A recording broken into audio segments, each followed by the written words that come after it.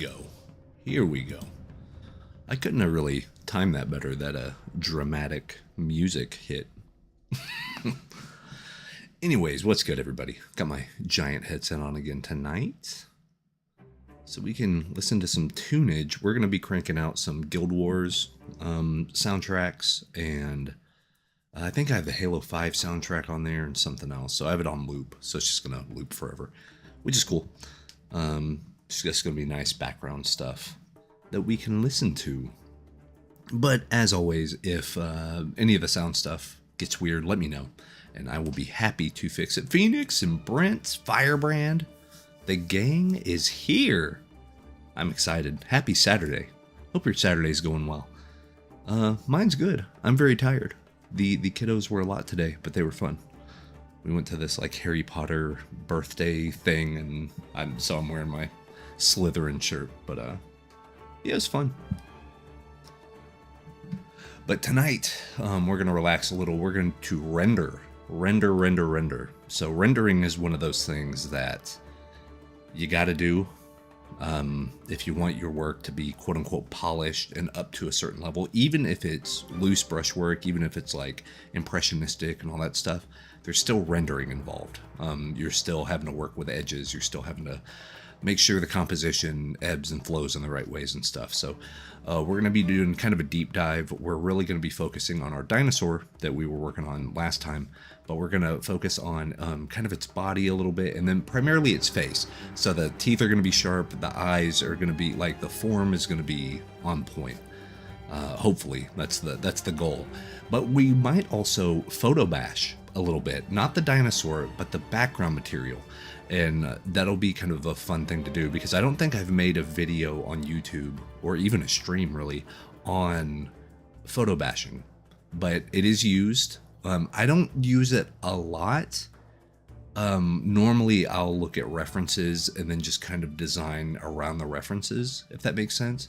And I can kind of show you guys an example of that. Like what is the difference between actual photo bashing and like, oh, I have 3 or 4 pictures of a tree, and then you make your own thing. Depends on the client, depends on who you're working with. Some people, as long as if it's a royalty-free or stock photo, and you purchase it and you can prove that you have the license to be able to use it, a vast majority of art directors do not care. And even companies don't care if you photo bash. I know a long time ago, probably 20 years ago, it was seen as this faux pas cheating thing. But once Craig Mullins did it, and Craig Mullins was like, oh yeah, I photo bash, then it became kind of a, oh, okay, it's fine to photo bash, you know. So let's hop over. So even before this, let me open up this soda. I also have a Starbucks coffee. I'm just caffeinated out the wazoo, and it's 11 o'clock at night. That's fine. Keeps the energy up for the stream.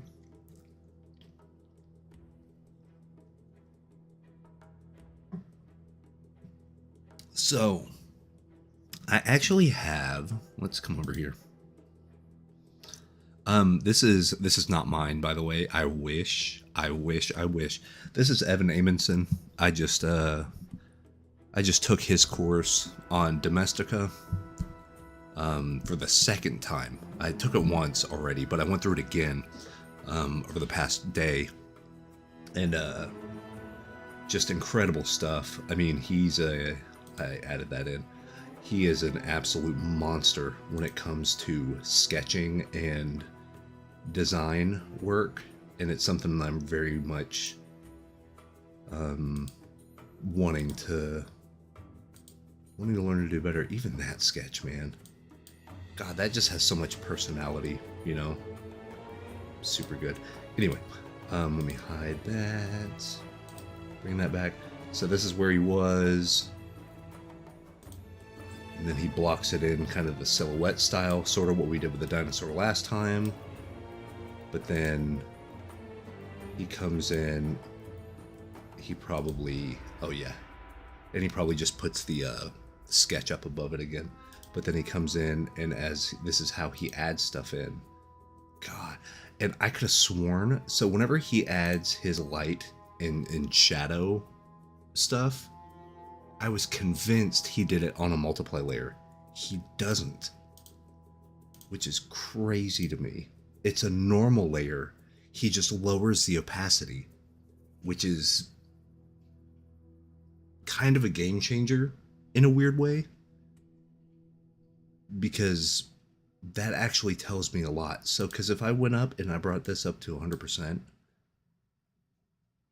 he doesn't use full black. He uses kind of what I talked about on the latest video for underpainting. He uses more of an ivory black and like titanium white for his highlights and his shadows and stuff. But like, that's incredible, because that's at 100, but he had it at 77. And see, this is at like 60. So depending on how intense he wanted it, he can put it in there. Super smart idea. And a great way to render it out too. And then he puts the bounce light on there, which is genius. And you'll notice that whenever he does bounce light, he does not do rim light necessarily, where it's just an outline of the shape. He actually comes and he does the form around it, which is, you know, the way you're supposed to do it. And then he comes in on a completely separate deal and adds in all the ambient occlusion. So ambient occlusion is whenever the places where there is no light at all. So like whenever it like collars and stuff, or like the inside of your earlobe, or like a hand, or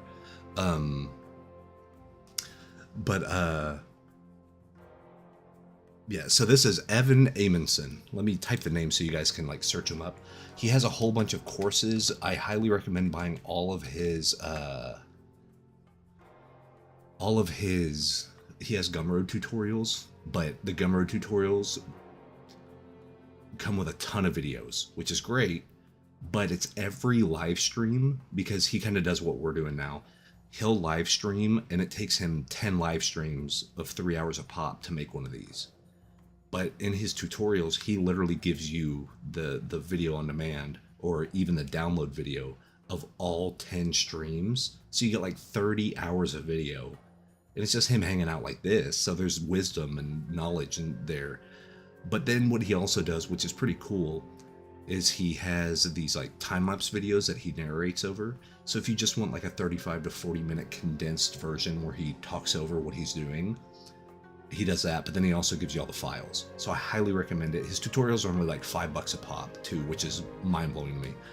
But it's stuff like this, like to see somebody else who's at a extraordinarily high level and look at these steps and be like, okay, why did he do this step here? Why did he do this step here?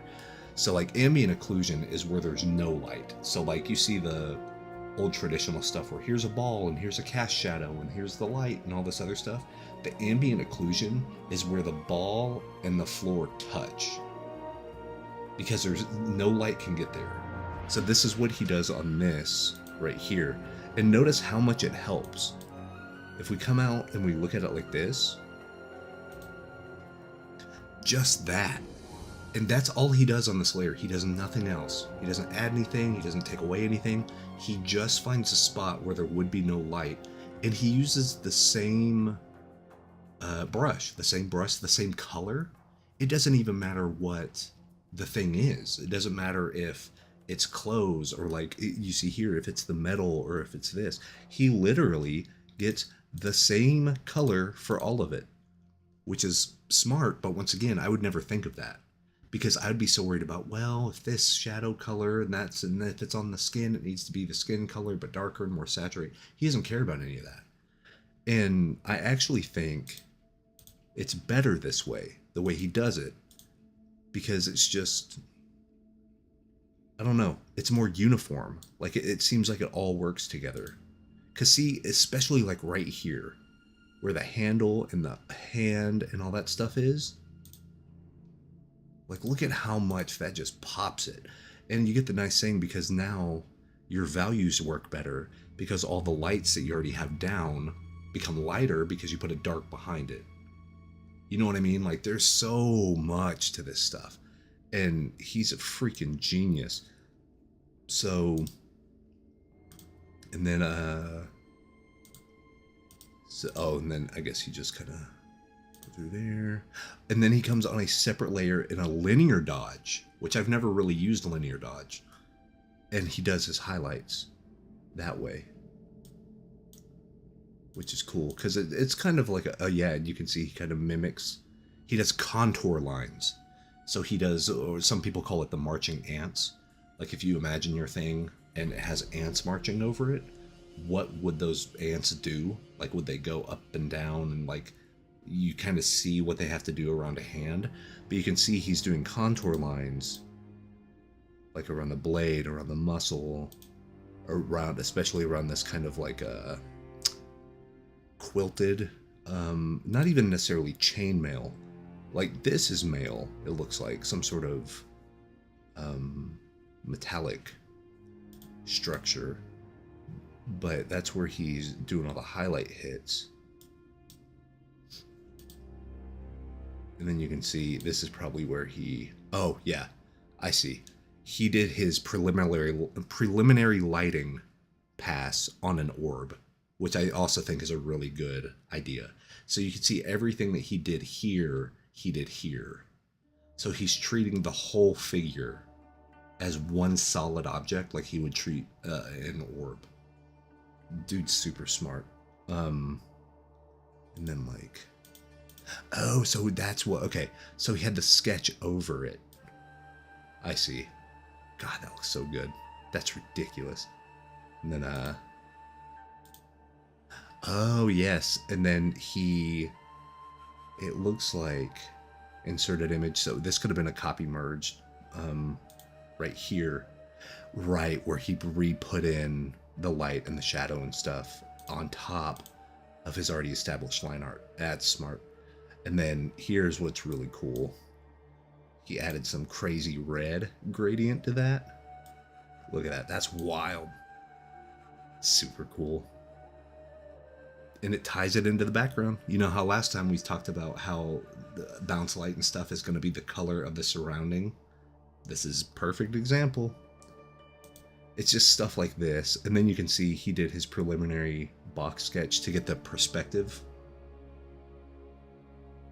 Oh yeah, that's what a lot of, like, if it takes him 30 hours to do a piece, 19 of those hours is him studying.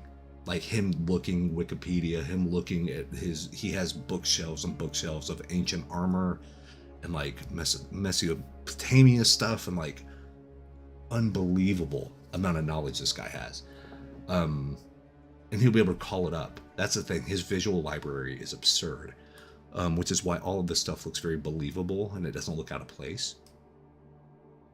So yeah, I mean, and then he has his overall momentum shapes and stuff like that. So yeah, I mean, dude's a genius, man. Look at that.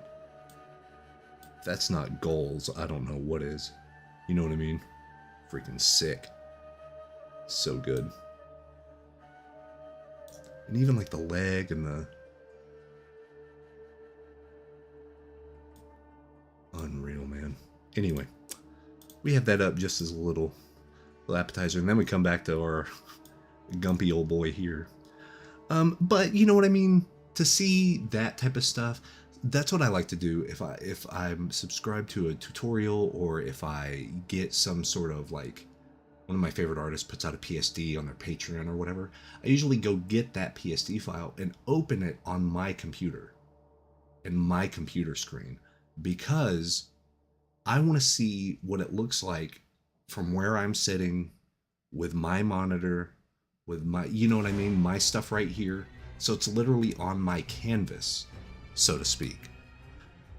And I think that's powerful because it lets you see the disparity. Like, I get to see how much further I need to push my stuff to get to that quality. And like, so we have some stuff here. Really what we're going to be doing a lot tonight is painting in black and white. That's a majority of how I do my rendering, so that's kind of what we're going to do. First, what we're going to do, select all, copy merge, we're going to paste. We're going to save that as color copy. Then we are going to come over here. Let me turn my... Sorry, my headphones are blaring the music right now. Then what we're going to do, we're going to make a value copy and then just paint on the values.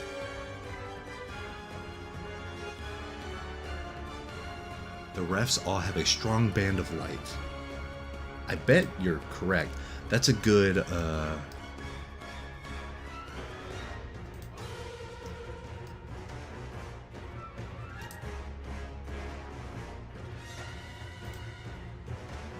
So like, band of light, band of light.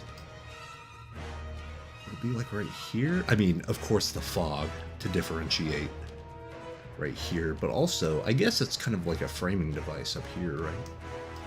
But then you have, of course, your blown out highlight. But yeah, maybe even a, that's true. And here, this is just awesome. And what's cool about this, what I appreciate about this painting more and more, this crazy rim light, the kind of projected light, is off camera, so to speak. So like, the thing that's giving them all of this light source is not actively viewed here. It's like they had the camera and then the lights over here coming in, which is smart. You don't always have to have a thing in the frame telling you what is lighting what or where the shadow, like you don't have to do that. It's a tendency that I fall into a lot because I'm logical about it. I'm like, where's the light coming from? But one of my favorite, Andrew Lesney, he was a director of photography and cinematography for Lord of the Rings. He's passed away, sadly, but he had a great line. Whoa! Cad with the raid, dude. Oh, Cad's a genius. He has some of the coolest, like speedrun stuff and retro gamer through and through. So a man after my own heart. Appreciate you, Cad. Thanks, brother. So Andrew Lesney was on set. I think they were on the Two Towers. Like they were filming a scene or something inside of a, or it may have been Fellowship of the Ring, where they're in an inn, and I think it was Sean Astin came up and was like, I really like this light and stuff, but you know, it doesn't make sense. Like there's nothing in the scene that would project this color light. So where's the light coming from? And I guess, you know, Andrew had a hard day that day or whatever, but he was like, the same place where the effing music comes from. And I was like, that's a great answer. Like, I'm going to remember that. And I did. Because it's like, yeah, it's true. At a certain point, we talked about it last time, but at a certain point, rule of cool is more important than any of this other stuff. And like, I don't know about you, that's cool as hell. That hit of light right there is just awesome. So who cares where it's coming from? It just looks good. So let's keep that in mind, you know. But so anyway, we're gonna do that. But I think you're right, Brent, about the band of light. So we can actually make that happen a little more. We can maybe even yeah, we'll figure it out. That's what's going to be the powerful thing about doing values. So we have our color copy right here. We already have a merged copy, so we're going to actually paste another one. Move color copy on top. I know I'm kind of doing this out of order, but here, right here, edit fill. 50% gray is fine. We're going to turn that to color. We are going to merge this down. Values. We're going to select that and all of this. Oh, select this one, all of this. We're going to hit Control G. And it's going to group everything together. Setup. That's it. So I always talk about layer management. This is what I do for every one of my paintings. Doesn't matter if it's a client, doesn't matter whatever. I get rid of all the garbage. I don't want to keep scrolling up and down whenever I'm working. So literally I have a value pass, And then with the color pass, I'm just going to turn this over to color. So that way I'm going to work here and then we'll just turn the colors back on and see how it looks. Yes, and Bins, what's up? My aren't creating my portfolio. We'd be willing to spare some time to do a quick review of my portfolio. Be appreciated. Sure, if you want to, yeah, hit me up on some socials. Yeah, and I can do just a quick glance over and let me know kind of what your goals and stuff are too, because that's a big difference. If you want to be a fine artist, it's way different than being like a game illustrator or a concept artist.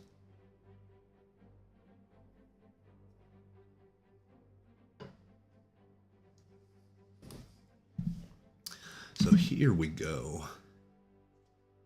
We are gonna start rendering some stuff. So the one thing I noticed, and whenever I turned it on, I was like, yeah, I like these colors a lot. The value of this is so dark, it doesn't make sense unless this is like a storm, which I don't really want to make this a storm. So what we're gonna do, even just first off, we're gonna hit here. I'm using Paul Canavan's free brush set that he just gave out. It's called Ferb. The Ferb set, and these are all Furbies, by the way. So I haven't used any of these yet, so I'm interested to use them. God, dude, the multi-streaming's so much better. I wish I could have. Oh, tech has changed so much since 2014, which sounds funny, but like streaming tech is on a different level now. Like all the free stuff for open broadcast software, it's a whole different animal. So we're gonna do this. Let's go. Here we go. Furbulous. We're gonna do that. We're gonna lighten this up a little. So yeah, like I said, I haven't used any of these brushes before. Ooh, that's a good one. Yeah, don't mind if I do, Mr. Canavan.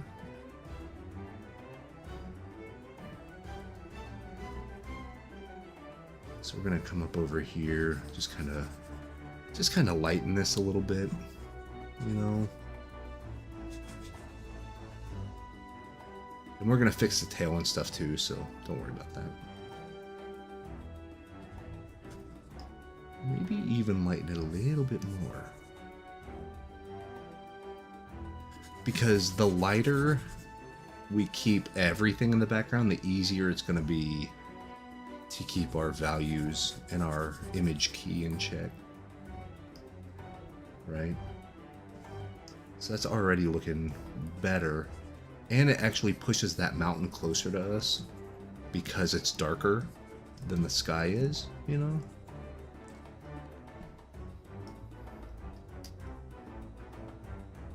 So it already reads a little better. I mean,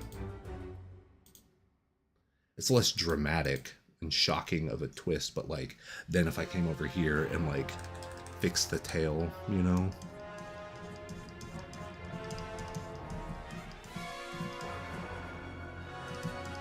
what I mean, just did something like that, and of course we'll come back and fix it later, but like, you see what I mean?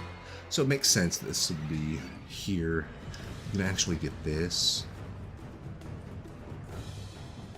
Let me darken some of these clouds right here.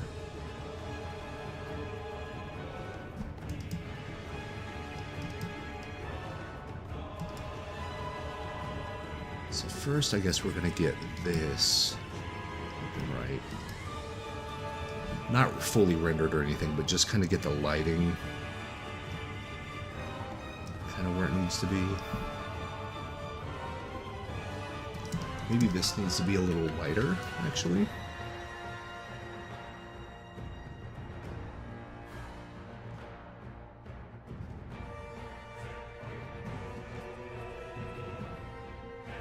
Over here, kind of lighten this up. Let's lighten this.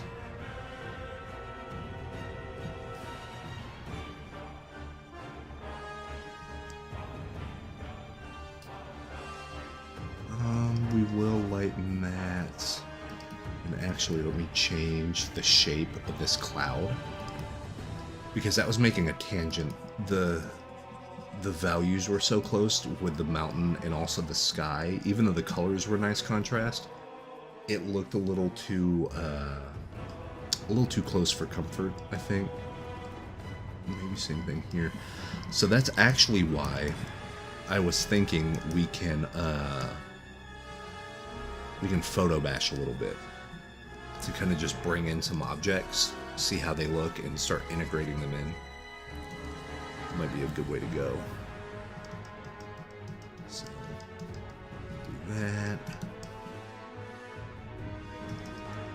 Just get kind of a better read on this.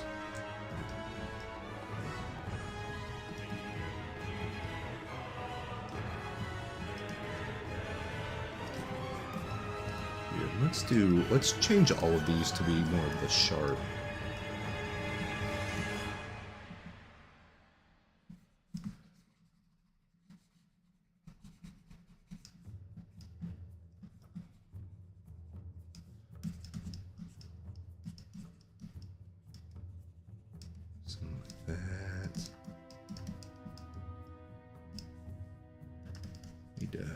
Fix that leg real quick.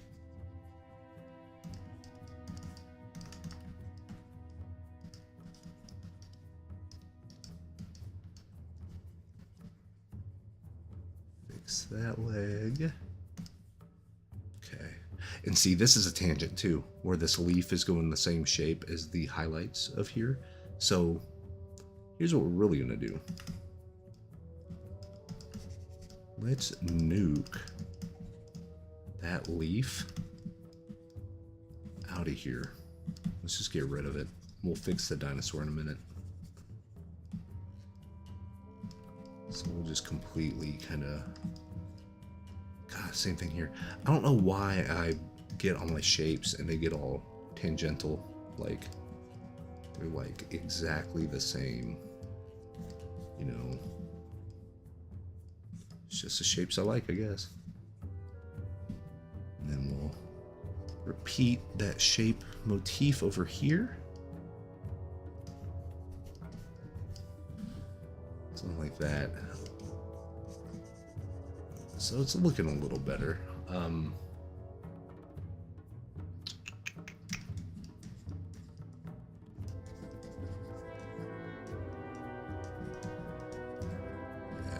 we'll do that. Raid and run, gotta hit the bed. Thanks, brother. I appreciate you, man. Jeff, what's up, man? Guys, if you don't know who Jeff Brown is, you should. That dude's art is unfreaking believable. He just had some reveals of a whole book series. The paintings are out of this world, man. So, yeah, they literally have Furby faces. Dude, Paul Scott Canavan is a genius. That man is a saint. He should be put on some sort of... Like, he needs to be immortalized on a card with, like, Furby hair. Paul Canavan's the best. Hey, Canton, what's up? Good to see you. I'm mad at how good this is. Thank you. Dude, the Furby brushes are great. I've only used this one, but I'm liking it. I'm liking it so far. Doodler... Yeah, they're literally all Furby faces. Like, let's see. But they're all good. Like, he's so good. He knows how brushes look and, like, what they need. Oh, see? And look at that. It's like... Oh. What a genius. And this will be great for, little sprinkles of Furbies. Littler guys. Ooh, nice splatter brushes there. Furbulous. Soft John. Airbrush blend. And then, oh, good blender. Yep. If you do that, look at that. Oh, yeah. Look at that Furby. Blending like a champ. Blending like a champ. I dig it. These are great. Dude, this Charlie Darling, is that the one that I was using earlier? Yeah, I love this brush. This is a great brush. You know? That's absurd.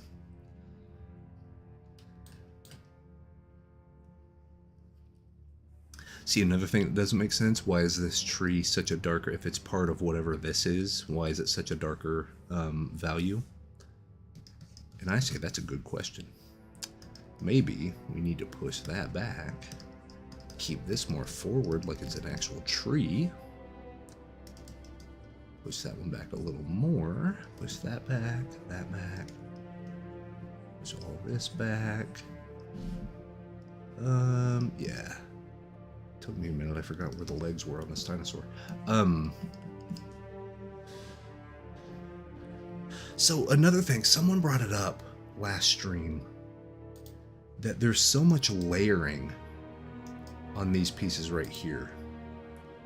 Like, especially like this one. I mean, you look at all of these rocks and the foliage and then you have the dinosaurs and then you have the stuff in the back. The same thing here. Like, there's so much this over this over this over this over this that, and even here, it doesn't matter what it is, it matters what it's doing. So it's the same thing here, because I mean, you have your foreground stuff, you have Huatli, who's there in the middle, she's in the most foreground, but then you can tell here, here, here, here, here, here. Things are just sprinkled and stacked and, you know.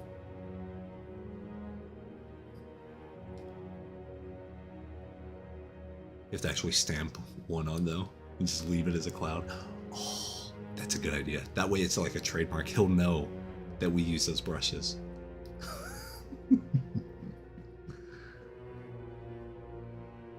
But yeah, what I was noticing, and we talked a little bit about it last time, but like, and see, even with Randy Vargas's stuff, of course, just so much layer on top of layer. And I don't mean like physical, like Photoshop layers. I mean like, there's this part of the building, and then the trees, and then this building, but then this thing, and then but that, and then this, and then so like there's so much to it, and that's what I need to work on, because I think I have the right idea, but it's just like either the composition's not quite working or something like that. So what we're gonna do is we are going to be filthy cheaters, okay? We are going to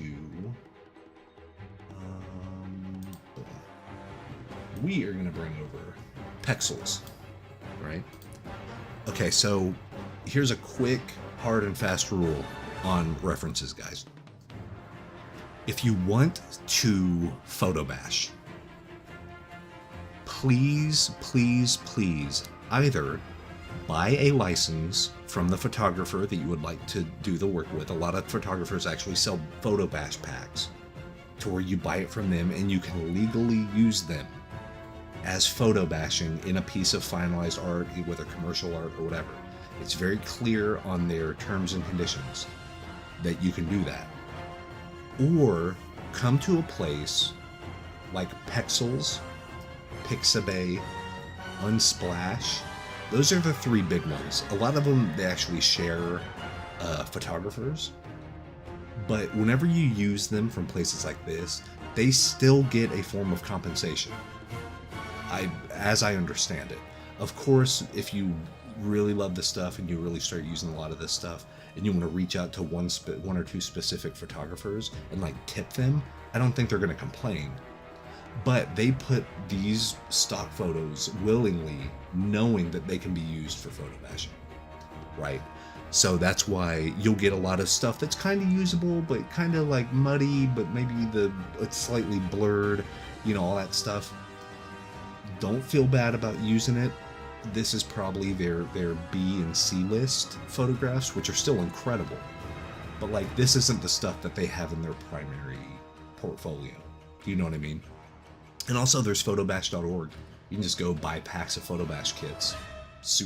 I know a lot of people that do that. But these three sites have been pretty good to me as far as like finding reference or finding stuff to photobash. Really, these are great for references because you can see how something works and then make it into something else without copy pasting it. Do you know what I mean? Yeah, they're great. They're fantastic. Like, especially portrait stuff. This is a great way to get good portraits. So what we're going to do here, I'll tell you what I'm looking for. So here's something that a lot of people get caught up on with photo bashing and photo reference and like finding reference. I'll be the bearer of bad news.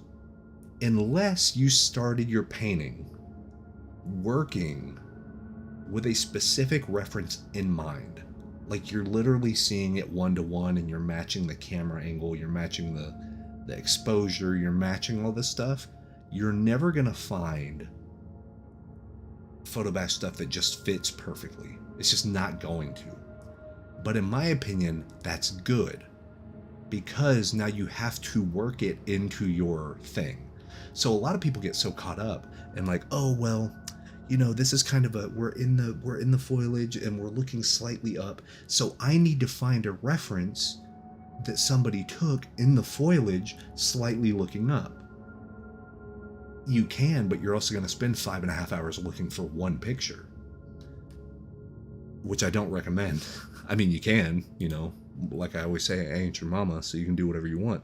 But what are you looking for? So what I'm looking for are a lot of plants pushed together. You can tell it's a tropical island, and the shapes are neat. That's it. That's all I want out of a photo bash reference. Okay, so let's see if I can find that. Which there's a lot of that here, and I mean, yeah. So we have something like this. This could be a good one, you know, because that has some good distance on it. It kind of has that same motif that we have already of like there's a mountain, it has foliage and all that stuff. Has like a canyon, it has, so yeah, we can get this one. So we can save image. We can save image as right there. Then we can save. Oh, right. Foliage. Foliage. I guess it's that whole like nuclear. One's right and one's not right. But I'm clearly not right. You're absolutely right, though. Foliage. That seems like it wouldn't be correct. But I know it is, like looking at it. Hey, I went to school in the United States of America, so that should tell you all you need to know. See, those are some cool shapes right there.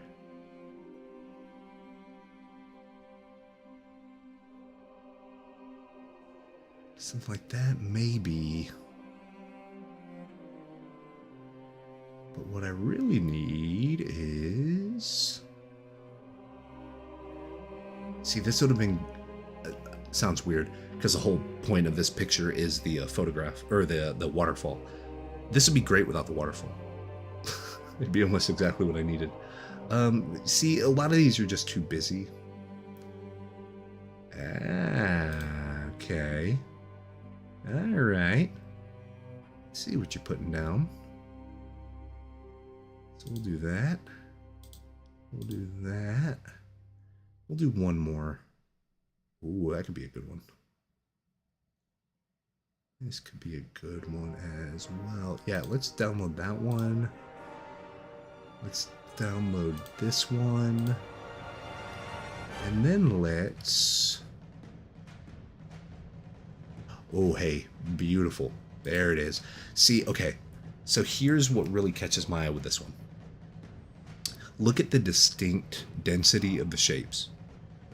So here you have the longer kind of thing that we have the motif of. We have a tree right here. We have super busy, very thick. Then we have the sort of flatter, less dense right there. We have a few rocks. This is a great one. Okay. Cool.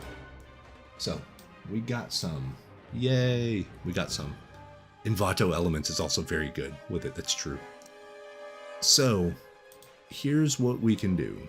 We'll do open. We'll go to downloads.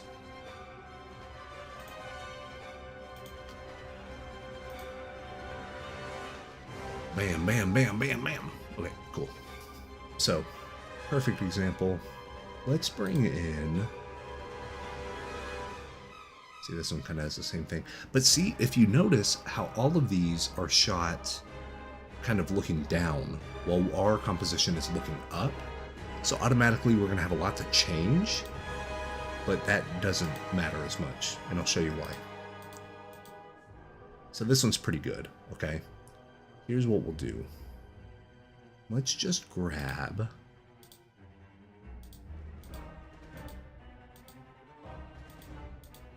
these kind of main shapes right here.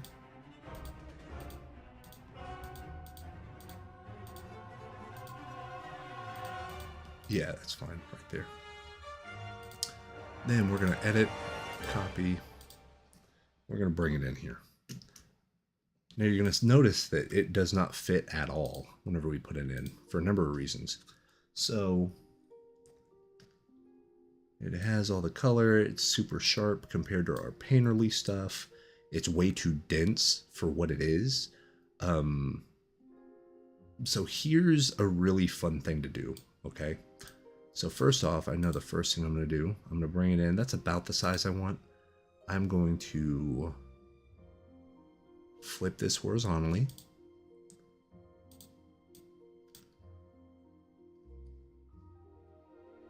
Okay. I'm also going to make another 50% fill color.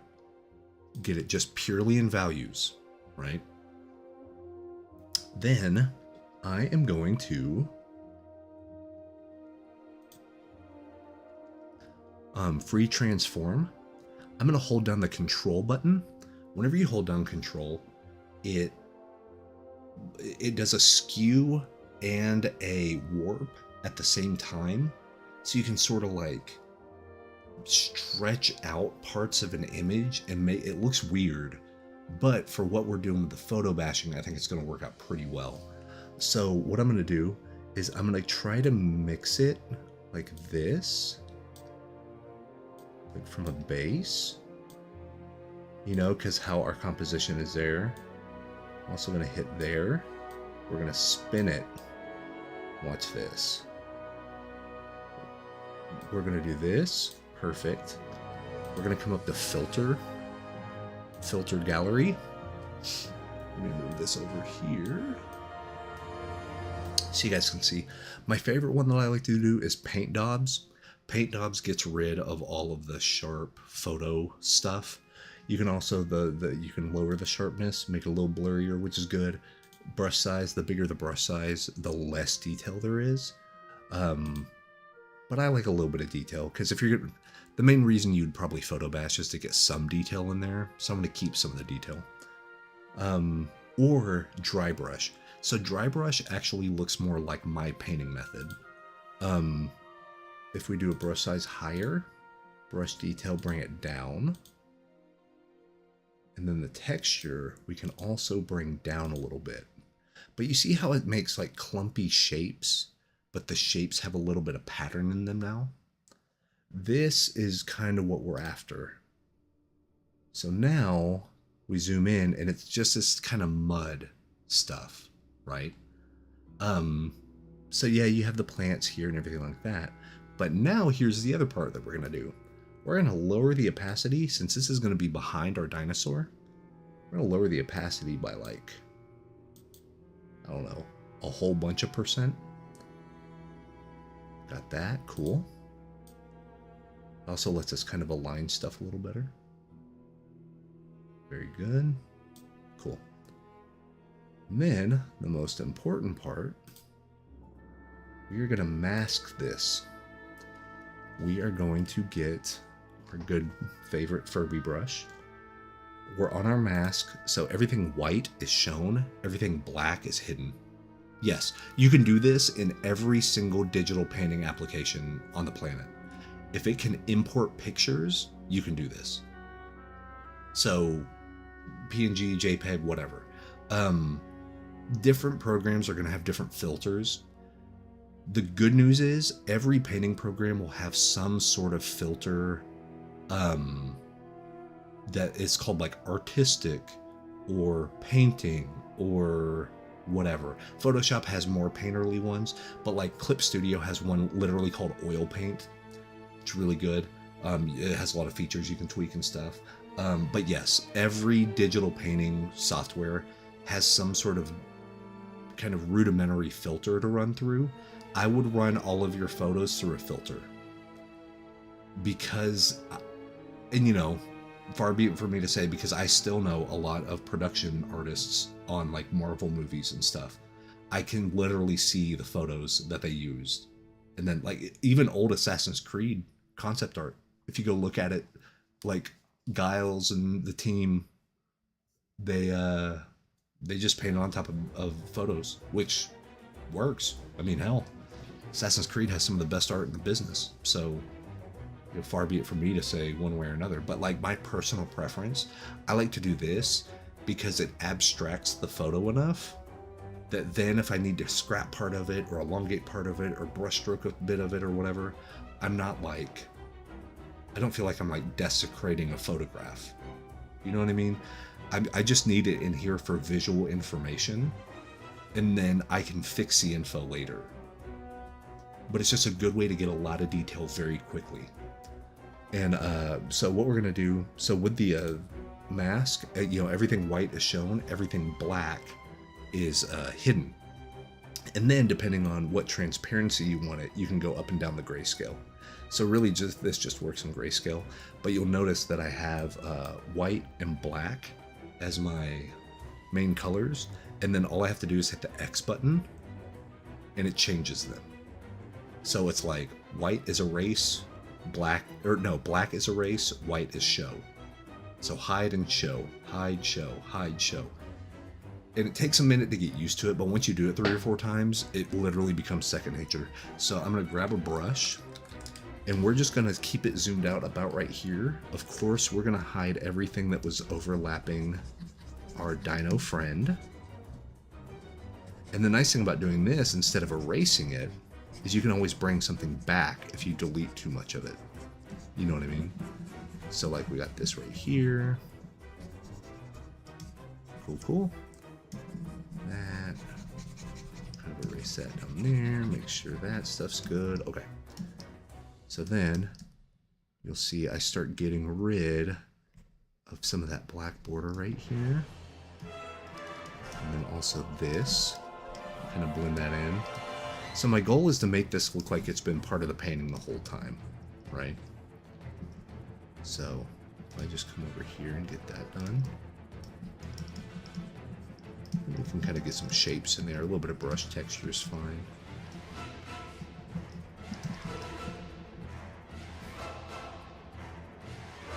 Actually, I might like, yeah, so this is a really good idea. I actually like this lighter V's grass, the foliage over this more so than I like my really dark ones in the corners. Because this actually helps give a sense of diagonal that our Velociraptor is kind of coming at us, but like at an angle. Because he'll be going in front of these new deals right here, but still behind this one. So we're automatically starting to see that layer on layer on layer, overlap, overlap, overlap. You know. So we'll keep that. Cool. And also, let me come back here. So yeah, that's pretty cool right there. And it looks not bad. It looks not too off, you know. It's a little weird. I either need to add something up here or get rid of something right here. But something like that. We can also do the same thing in the areas between his legs. So this is where the back of the leg and the tail are, and then this is between the two legs. So that one we can really just use kind of whatever. We can use the same deal, but we don't want to be super repetitive. And this one doesn't make sense because down here necessarily wouldn't be a lot of trees. Just because of the size of a Velociraptor. It wouldn't make sense because, I mean, our trees are up here and up here. And if we're looking up, this signifies that the trees are taller than our dinosaur is. Just think about it logically like that. So we will get more of like this. Just gunk. You see what I'm saying? Just get this gunk in there. Do it. Do it to it. Oh, actually, we could even do this one. This one might actually work even better. So let's just do this. I'll really show you this one. Let's just come up here. Let's get a lot of these. Double click. Oh. Edit, undo. There you go. Edit, copy. Same thing we're going to do. Edit, paste. See, it's right here. Looks like broccoli.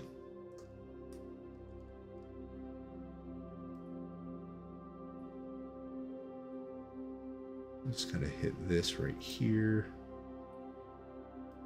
Extend that out. And see how it's like abstracting the shapes? That's fine with me. So we're going to do this. The nice thing about this, I'm going to do filter, and then I'm going to click filter gallery again. It's not going to go back to the filter gallery. It's just going to use the same settings that I used on this other photo. So you're going to get a nice kind of continuity. And see how it just kind of crushed it a little bit and then made it a little finicky? That's fine. We're going to do that. We're going to lower this one way down. So what we can do, actually we're going to get it way down. And the reason why is I want to go in here, make a mask. We are going to use black and go over our dino, you know?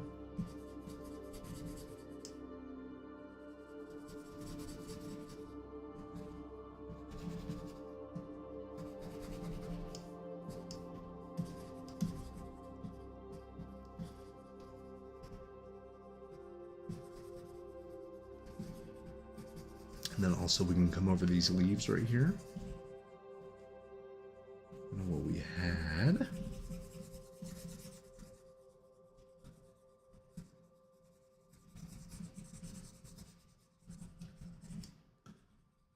Also go over the tail. And then we should be able to bring the opacity up on the picture. And since we masked everything that's the dino in the foreground and stuff, this should, yeah, see,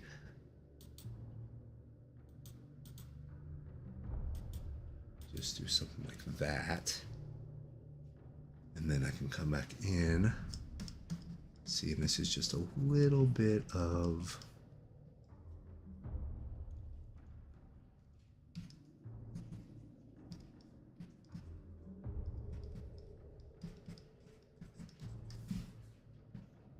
because, yeah, all I needed was a little bit of texture and stuff.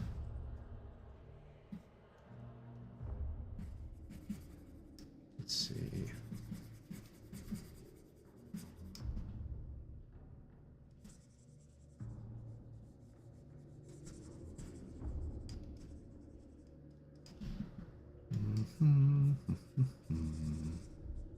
That's all showing that, but okay. And see, this is a little muddy, so I'm gonna have to come in and really redefine the legs and kind of where the leg and all that stuff is. But overall, it's getting more energy to it.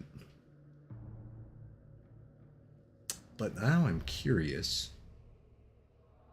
Okay, let's apply a layer mask. Apply layer mask. Merge down. Merge down. Yeah, so this is kind of what we've had at the start, you know? And this is what we got now. I think it definitely has more depth. And it's less tangential. It has less tangents to worry about.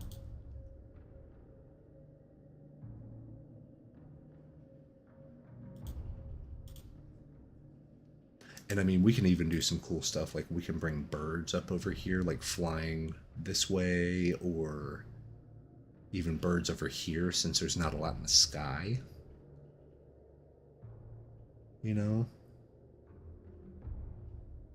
Do something like that.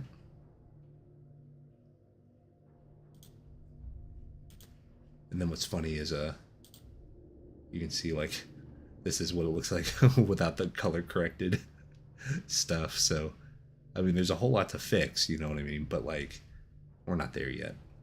We're not there yet. We're just gonna keep grinding on this one. Right? But yeah, that's okay. I mean, I do think it's looking better because there we just had kind of the basic idea, some basic primitive shapes and stuff. But then here we actually kind of know what we're seeing a little more. So really like, and of course fixing this tree, this big palm tree looking deal was going to be helpful. This kind of reminds me of a volcano, just the way these shapes look right now, but I don't know if that's too, I don't know if, is that too tritey? Is that too, highly, hey? Hope you're doing well. It's good to see you. I hope it's reading better. I think it is reading better. You know. But this is kind of the power of what photos will do. Is you're not like, don't think of it like you're just so adhered to what the photo is offering that you can't change it at all. Really, whenever I look at photos for photo bashing or getting information or something, is just that. It's like, is this texture going to work well at this spot? Like, I need noise. I don't care really what it is. I just need something here. But then sometimes you get happy accidents. Like you get these right here. Like these leaves, I think it's really smart to have them catching the light, because this can also dictate if we wanted to do some more rim light, bounce light, whatever, where more light could be hitting our dino.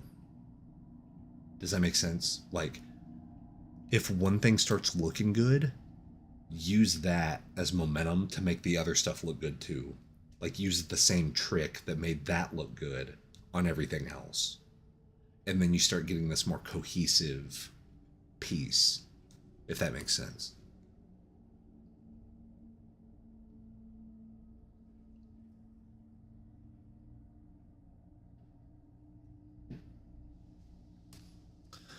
So, we had that one that was like, see, these will be good for some palm trees, I think. But it's a little blown out.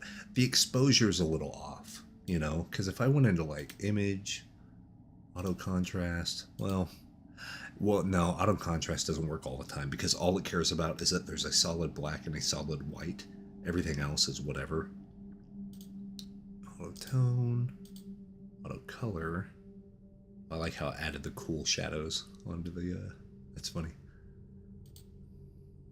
We'll close that one. Don't need that one. We'll use this one just for foliage. Really just to see kind of what these colors are doing. We'll look at that here in a bit, but like, I always like to do this, bring in some photographs, and then I'm like, okay, well, the light hitting this tree is this color green. And then as you get more into the shadows, it's this color green. So I watch kind of what the hue does. So it shifts more yellow. which makes sense. I mean, yellow is going to be lighter than any green. So you're adding more of the yellow. Then you're in the shadows, let's take a look at the saturation and the value whenever we click on one of these shadows. Because if I bet, I know the value is going to go towards black, but I bet the saturation cranks up a little bit. Did it crank up by like 2? Hold on. It went down by 1. It went from 56 to 55. Curses. Okay, so that one's actually quite a bit lower, but it depends on the lighting. Does the saturation get lower or higher in the shadows? That's what I struggle with a lot. That's a personal thing, because like that specific deal is that, but I wonder if like, oh, here's a light. We're at 43% saturated, but then I come down here to this shadow. This one's 52% saturated, so it bumped up by 10. The triangle, okay. Let me do a quick breakdown of the triangle color selector, and hopefully this will help. So, your rightmost, literally the tip of the triangle, is where you're going to be at 100, 100. So this is a super great lesson on chroma. Chroma is something I go over extensively in the new Simplifying Color Theory course I'm making. But a quick rundown. A lot of people think saturation and chroma are the same thing. They are not the same thing. In fact, they are definitions of entirely different parts of color. So, saturation is the intensity of the hue present. Doesn't matter what color it is.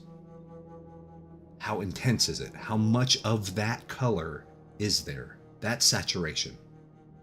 How saturated, the amount of the hue present. Chroma is where does a color live?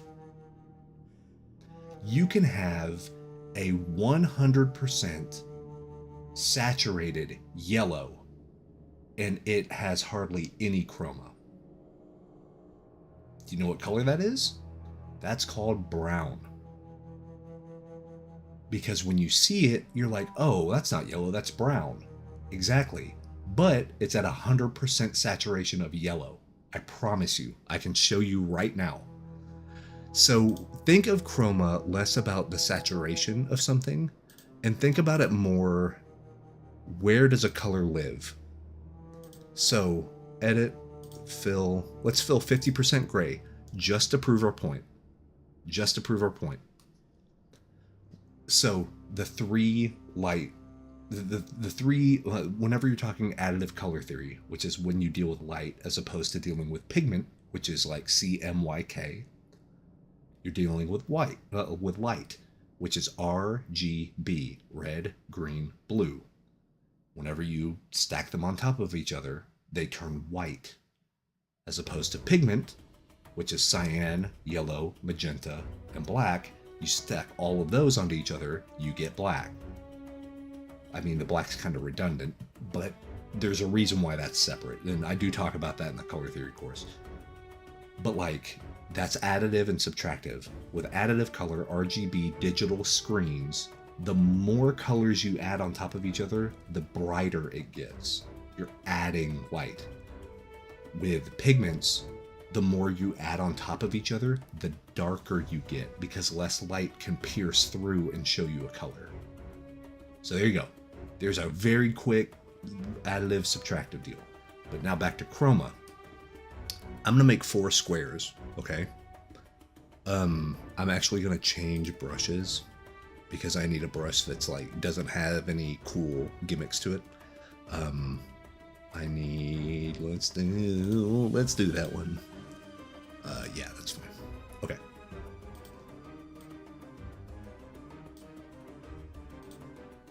Pure white, okay?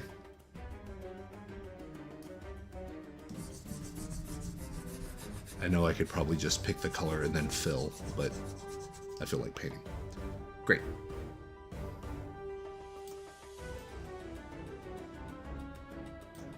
Now we're going to go to red. We're literally going to go to red. And just to prove that it's red, I'm going to do hexadecimal. So there's no mistaking it. So the hexadecimal for pure red, candy apple red, is FF0000. And what that means, it's full red. So RGB, each thing has 2 numbers. R is F for full, because you go from 0 to 9 and then A to F. F means 100%, full. I mean, the F doesn't mean full, that's an easy thing to remember. 0 is off, F is full. And then you get your value scale in between there. So we're going to do FF, so full red, 0, 0, green is off, 0, 0, blue is off. Cool. So we got that color. Pure candy. Oh, God, it hurts my eyes. Okay. So we got that. Cool. Same thing here. Oh. Dang it. I didn't mean to get different sizes. That's not bad. Okay. Green. Same thing. So, hexadecimal, 00FF00.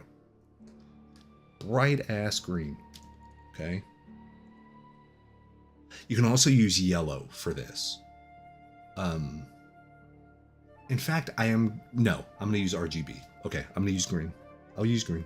I'll behave. I'll use green. Okay. God, that hurts my eyes too. I'm very much I'm like a chef that has a super sensitive palate, you know? On gradient maps? Oh, I don't think I've made a YouTube video on gradient maps. I think I made that tutorial, the purchasable one that's in my shop. And that comes with, I think, like 100-something gradient maps, but it comes with like an hour-long tutorial on it. But I don't think I made a specific YouTube video about it. I should, though. That's a good idea. Okay, and then let's do blue. Okay, we've done all this funny business, but I'm still on my chroma kick. I don't know how he got on this kick, but we did. 0000FF. Okay. Cool. Yeah. Boom. Okay. So each of these is at full brightness and saturation. They're all at 100, 100, exactly where they need to be. Okay. Now, you would think, oh, these are full chroma, which you're right. These are at full chroma, but what does that mean? This is what it means. Edit, fill, 50% gray. Oh, not that one. God dang it. Deselect. What that means, here we go. Edit, fill, 50% gray. Guess what, kids? That's chroma. You can have full brightness and full saturation of a color, and that value never lies. Ever. Notice how the green is almost 50% opacity. It's lighter than. The red is darker than 50%, but look at where your blue lives. Blues live in the shadows. Your big, vibrant, saturated blues, they go in the shadows. Period. If you want a color to be super vibrant and live, that's what you do. So like, if you're using a highlight color and you don't want to use white, what would be a good highlight color to use? Probably yellow, because yellows live in the lights. This green lives closer to the white and the lights than it lives in the dark. Do you see what I'm saying? Every color has a version of this. But just to prove my point even more, let me get rid of these and save our eyeballs. I am going to make a square. I am going to get full yellow. Full yellow. And I'm going to do this. We're actually going to do Here is fully saturated 100 100, full brightness, full value. This is full chroma yellow. Okay. Fill foreground color. Ugh. That one actually doesn't hurt my eyes as bad as the other ones did. Actually, I need that one. Cool. So when people are like, oh yeah, saturation and chroma, they're exactly the same. Nope. Because I'm gonna keep the saturation at 100. Hey, thank you, Brent. Take it easy, brother. Good to see you. So the color saturation, or the color value, right? So we're going to keep the saturation at 100. It's going to be full yellow, full whole hog, 100% yellow. Let's lower this down. This value down. Edit, fill, foreground color. If I came up to you and I said, what color is this? What color is that? Ain't yellow, is it? It is. That is pure yellow. But the value's off, which means it's low chroma. It's not where yellow is. Whenever our mind thinks of yellow, we think of school bus or sunflower. You know what I mean? That is that's pure, very close to pure chroma. Chroma means untouched in any way. Pure, what is it? So chroma and saturation are completely different. It's just, we hear it interchanged so much that people are like, oh, we'll get it full chroma.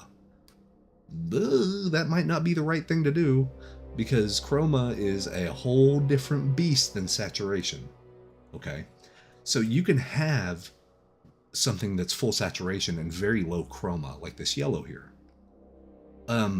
But the reason why that example that we did before with the 4 squares is important is because it's very good to learn where are your colors in relationship to value. Because anytime I'm working with a student or a group session or something, and they're like, I don't know what color to pick. It's like, well, there's a logical way to go about it, and then there's a artistic way. The artistic way, pick whatever you want, we'll make it work. But the logical way, find out what your value is, and then ask yourself, do you want a saturated color? Like, do you want a pretty punchy color there?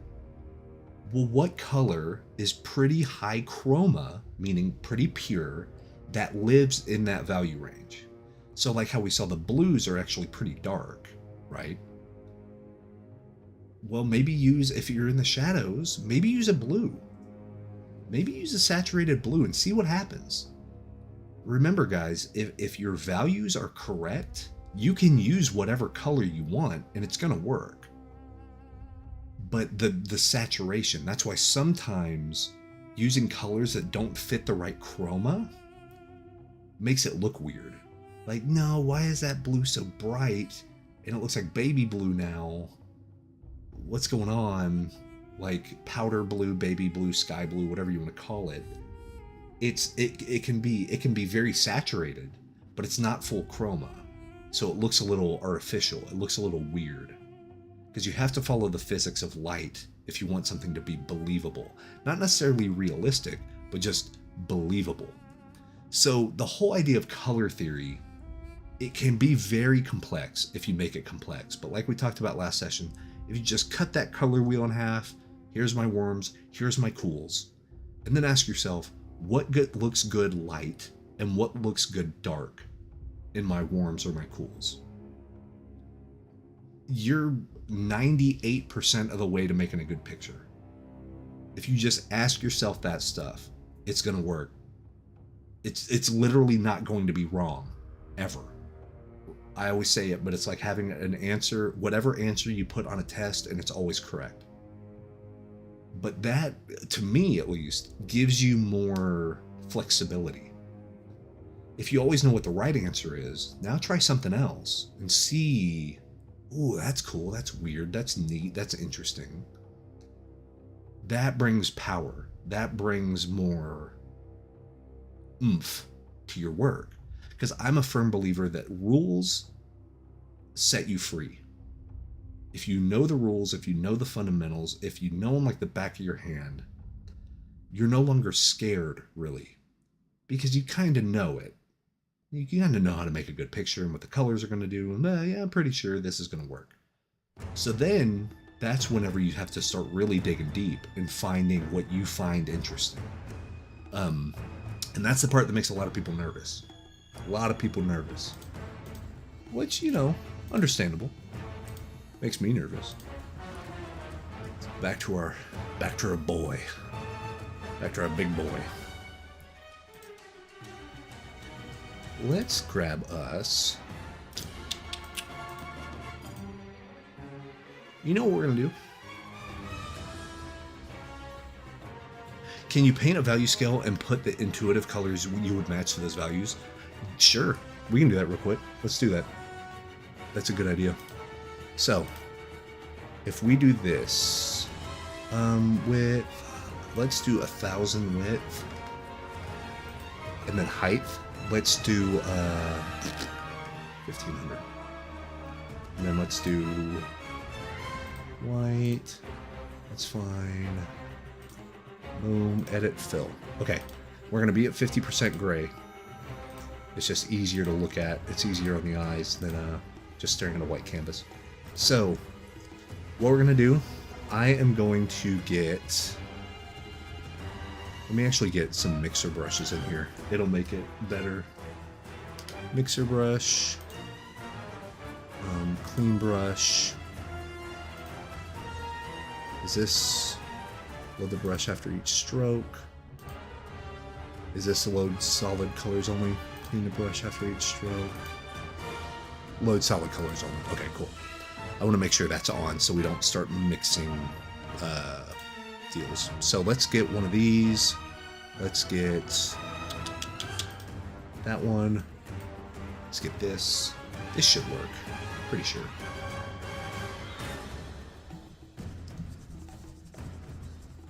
So if we have something like that, right? And we have something like this.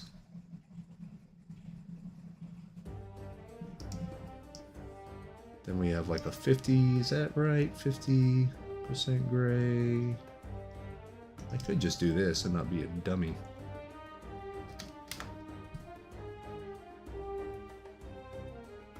Oh, dang it. Anyway, I'll just do that. Can't see it. I was going to do this on a separate layer, but that's fine. So we're going to do this.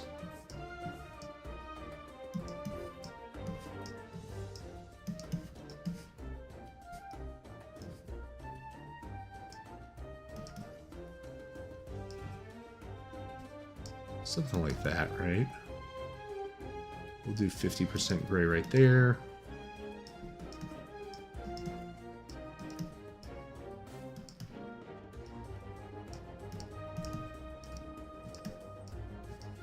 So if we do something,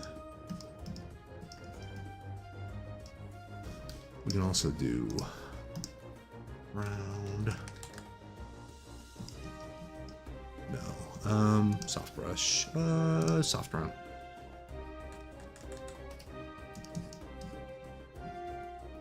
There we go. Do a little something like this, maybe. Well, this is actually still in mixer brush mode, but that's fine.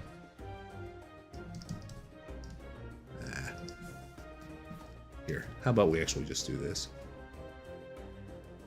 Edit, fill, 50% gray, boom.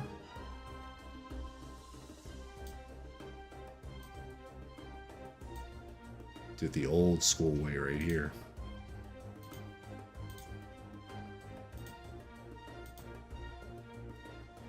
Oh, dang it. Let me, there it is. And we're gonna go, boom. Reset gradients, boom. Boom. There it is. Start right here, end right here. There it is. Let me drop shadow this to make it look pretty. Drop shadow. Here we go. Okay. So intuitively, what I would do, a great way to study this, by the way, if you get a picture of the color wheel,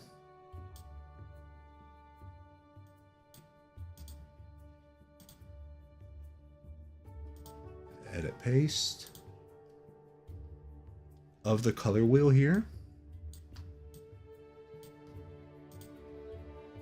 you can literally come in, edit fill, 50% gray, boom, and look at it in grayscale and study it. Because do you see, as you go around, you start getting weird hints of things getting a little darker, a little lighter, but then down here, look at how much darker this is compared to everything else in the color wheel. Guess what these are? These are your blues. Guaranteed, because you can look at it right there. So you got your blues, and then as you start warming them up a little bit, reds are more towards the midtones.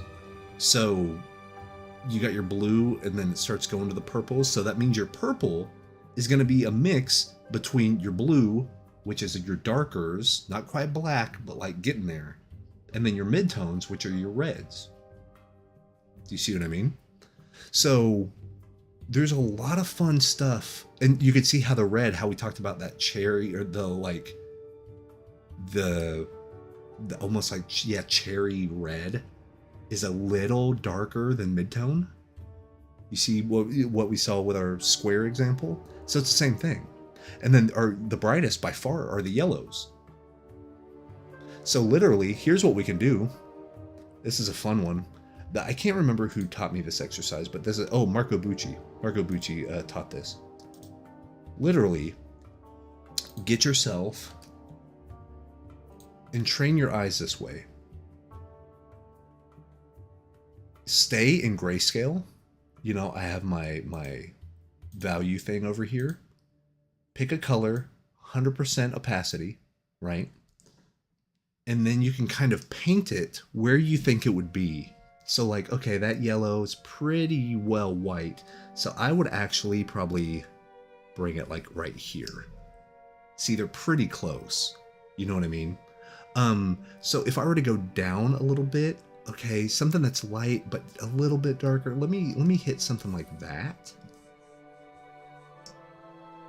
Actually, that should probably be further, like maybe like right here, because that is going to be more of a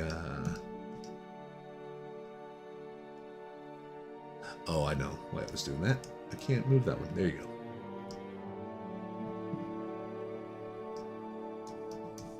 Yeah, so something like that. So of course our blues are going to be pretty dark. So if we do like this, it's going to live like down here, right? Maybe even lower than that. And then of course you can bring that, any of these can be super, super dark, but like we're just going to do the full brightness. So like our reds right here, we do here, it's probably going to be about right here. And this is a good exercise. There's no right or wrong. There's no, you know what I mean? Like you can just see yourself improving by seeing the world in different colors as grayscale. That's actually one of my first pieces of advice. If you want to get really good at that kind of that illustrative Magic the Gathering fantasy art book cover type stuff, train your brain to make the entire world grayscale, to where you can just look at something and you can look around a room and be like, oh, that's the darkest thing in the room, that's the lightest thing in the room, the light's coming from up here, it's hitting there, it's making that 3 values higher than black. It's like, it sounds like you're, you know, an automaton or something, but that's what you're training your brain to be able to see the world in value. And it makes everything else way easier, because you're not kind of, I don't know, sidetracked by color. It's cool and color is amazing and it can do a lot of great things. But if you can see the world in value, sky's the limit. So, a fun thing to do, if you make a painting like this, in fact, let's do that right now. Let's just make a sphere or something, right? So I'm gonna get rid of that, and then we're gonna do a sphere. Let me do a mid-tone sphere.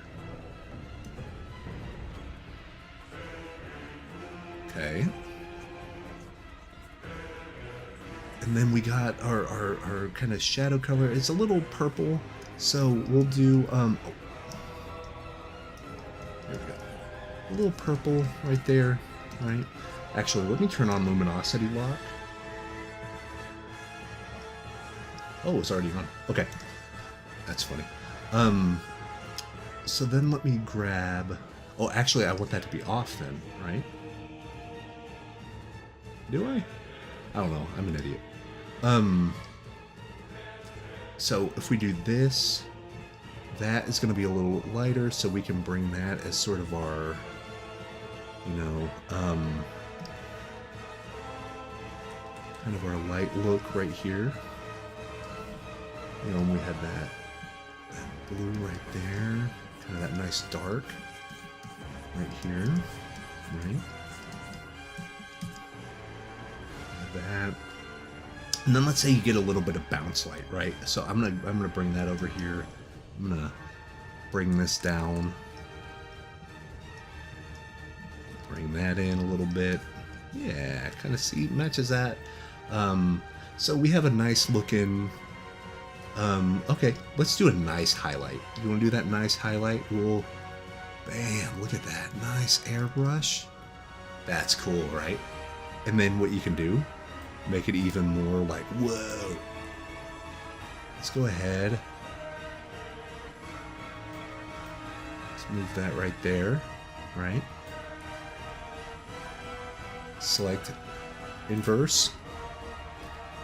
Cool. Yeah, that's nice, right? Nice little orb. Super fancy, easy orb. Now let's turn off this grayscale and see what our orb looks like. Oh, God. Oh, God. Oh, it's hideous.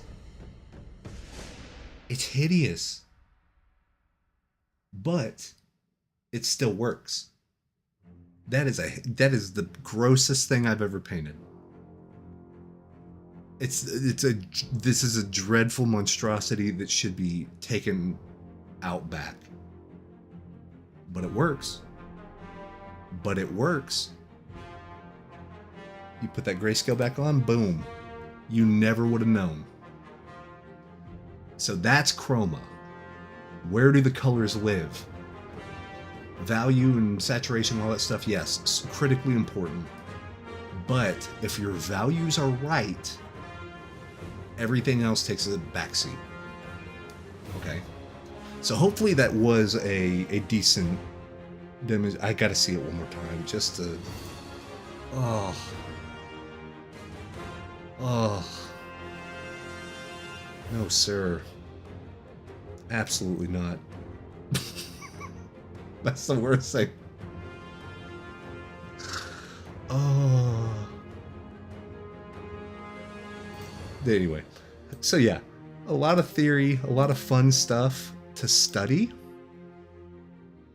But at the end of the day, it's like, okay, what does it matter? That's cool and that's a neat party trick, but like, how is that useful? So now we see like abstract art, totally.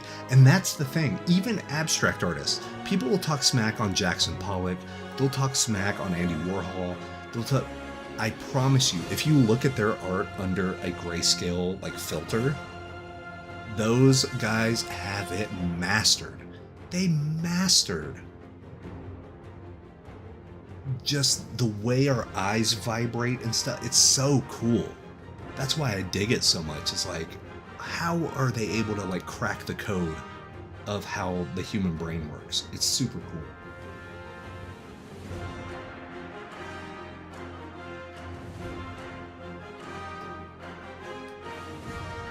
So, with that being said, at a certain point, it's probably just stalling, right? Me just not wanting to paint because I'm not. I know what I need to do to fix this, and I mean, fix is a strong word, but like, you know, what needs to improve upon it.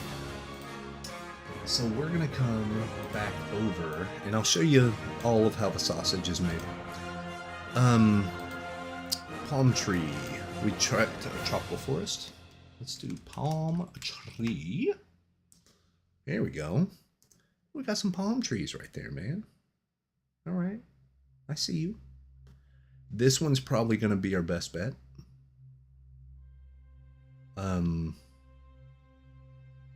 For stuff like this, it is easier to get the angle correct. You know? I mean, that's a good one too, because essentially you can just take out that background and put in the tree. So yeah, that one from her. Ooh, actually, yeah. Still the one. That's a good one too. I like that shape.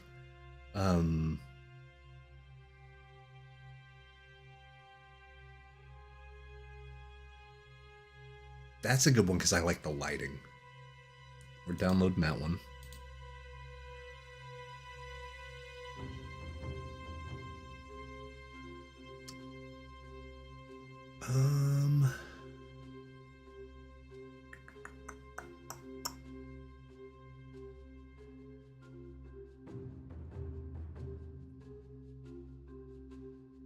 That's a...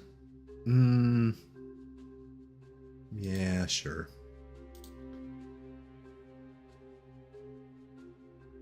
Yeah, that's fine. We'll just do those two. Let's bring that back over. All right. So, we're going to replace our good friend here. Sorry, bud. You're really cool with your warm and your cools and all that stuff, but we're past that now. We got a painting to finish.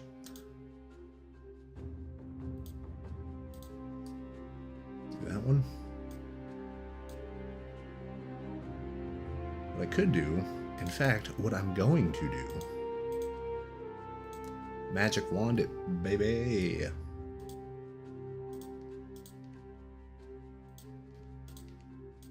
And see, I know there's a way you can like, I'm gonna go pick a color range and blah, blah, blah, blah, blah. I don't care about all that. Don't care. So I'm gonna magic wand this bad boy.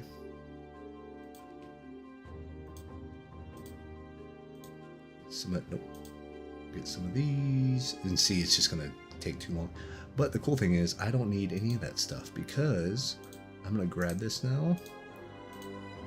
Just stay somewhat close to it. It's just going to make cleanup way easier.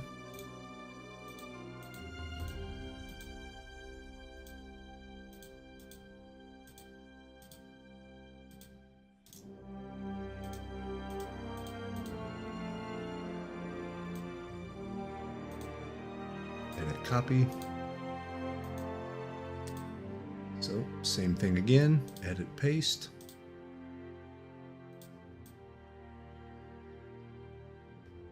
Something about right here, and it is going to be darker, but not as dark as our good friend here. So I like that positioning. We're going to hit accept on that. We are going to filter gallery, paint daubs. Oh, no. Too much. Filter gallery. Oh, did it again. I hate that it's that deal right there. There we go. That one, filter gallery. There we go. I'm going to paint daubs so we can keep a lot of that lightness there. Lower that sharpness all the way down. Brush size, actually, let's keep it about right there. There we go. Then, let's go ahead and lower that opacity. So it's a little bit darker than that right there. Because this tree is going to be in front of all these bushes and trees and stuff. Cool. Then what we're gonna do the old fantasy concept artist cheat. we are going to fog up the tree around the outline of our dino. So the way we do that, we make our mask. We get... I know exactly what I need. And my newer brush pack.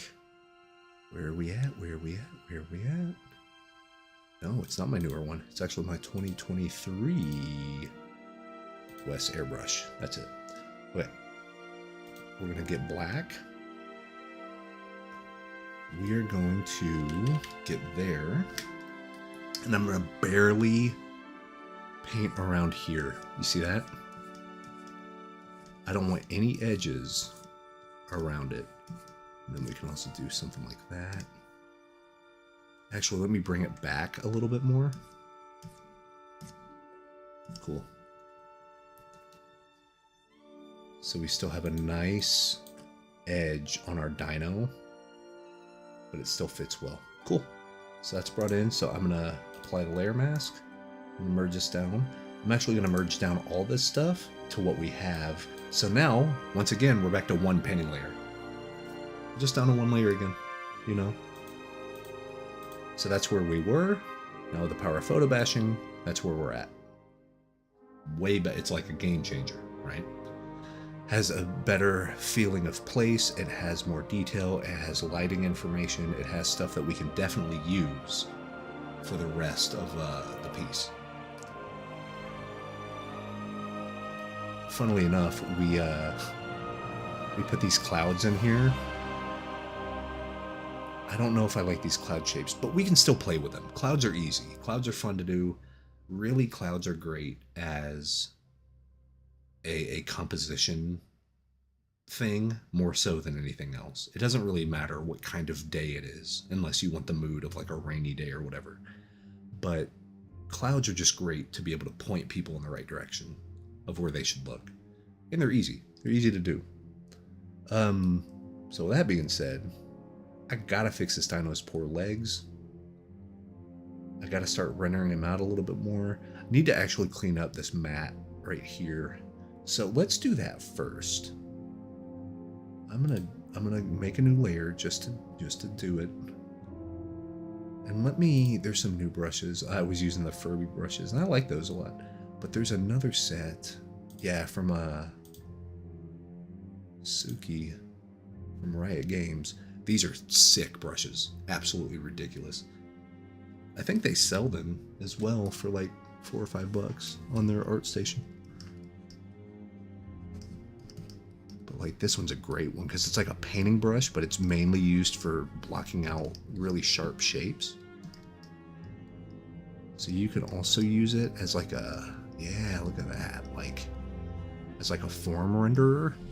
So good, and you hardly have to do anything. So like right there, I'm actually going to sharpen that.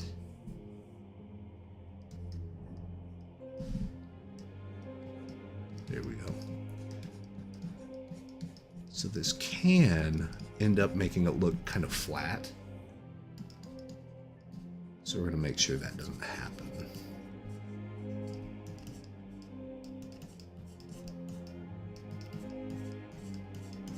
Try to like bring in that form a little bit. Same thing here. Actually, let me bring that close to that edge. We'll color pick that one. Like I said, we're just working directly in value right now. We don't care about color. Doesn't matter. We can worry about color when we get there, but we're not there yet. I like some of the paint stroke looks on the edge of the face, but like this is kind of the money maker, so it's got to be way on point, right? So if we do something like that and then grab that and then kind of blend in some of the texture a little bit, there you go. Make it seem a little more, yeah. See, we can also bring in some of those paint strokes here, kind of tie that in a little better. And that's the fun part, is like you can just color pick and like make your own drawings using the same shape motifs. And then it's cool because then if people zoom in to look, the whole thing looks like painting, even if you did photo bash some of the texture in there. So it's like, this is kind of cool, but it's sort of throwing me off. Because this makes this part look like the tree, but that's not the tree. So we're gonna get rid of this leaf. So this is what I mean. You can't be so married to what you have on the canvas that you can't do like huge changes to it, right? Because see now, and then if we bring this up, let's bring that. There we go. That reads more like the tree does. But then also this stuff in the foreground, it's kind of fine, but like, I actually really need to soften that and then maybe lose that right there. That way it reads more as a tree, a single tree, instead of a tree with a whole bunch of stuff on it. There you go. It's just clarity of shape. Like, clarity's a big deal. Make it to where people aren't confused by looking at what they're looking at. Especially if this is for like a card art portfolio, you want it to read, well, really small. So the shapes have to be pretty undeniable about what things are, right? So we can bring that in, we can bring some of that in. There we go. And then this is cool because I can get some more white, like it's been caught there. Get rid of some of this stuff. White.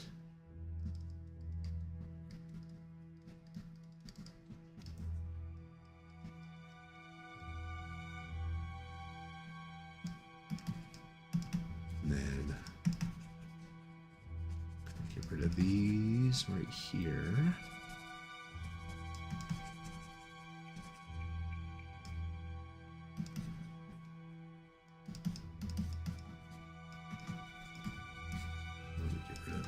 Let me bring these in.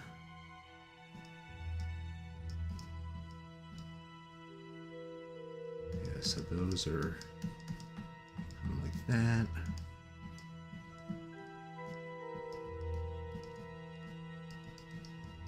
That's cool. Okay.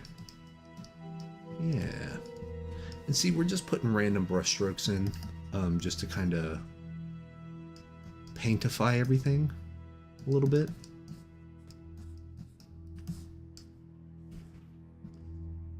You know? So this is how a whole bunch of artists work.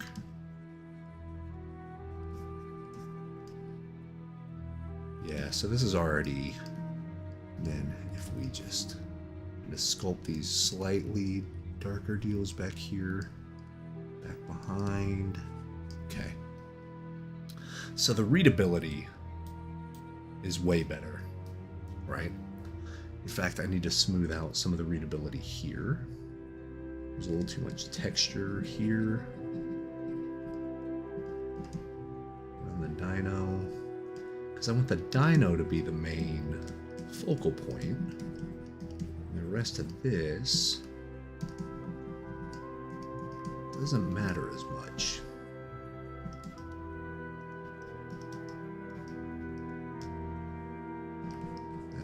Is going to be darker because it's closer to us. Same thing here. Slightly darker value. And then we're actually going to, we have a good shape there. We might get rid of that leaf. I'll have to really look at some Velociraptor reference.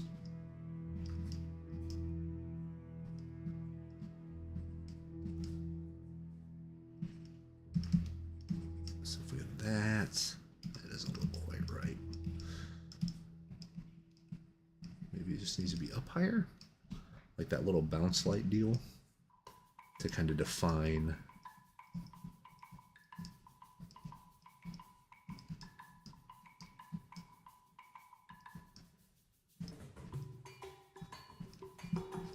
So we have that, but then if we get like an airbrush,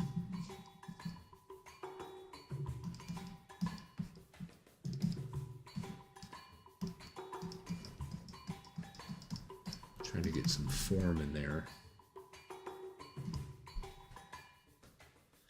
Yeah, that leaf needs to go. It is literally in the way, and not in the good way, like, oh, it's in front of stuff, but like it's in the way. It's making it not read well.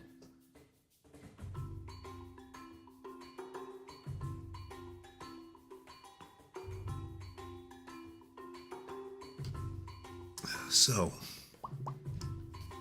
bye-bye leaf.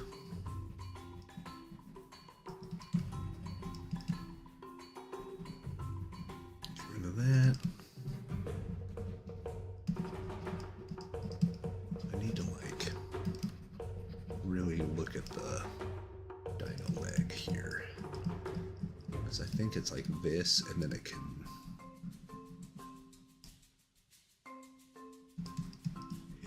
Hell is the anatomy on this leg? It's not good right now, I'll tell you that. Okay, that.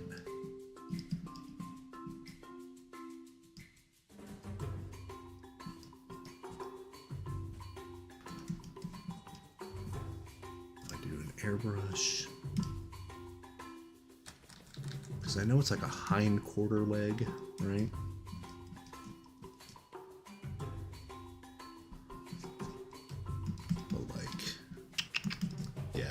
To really level up some of my anatomy for this one.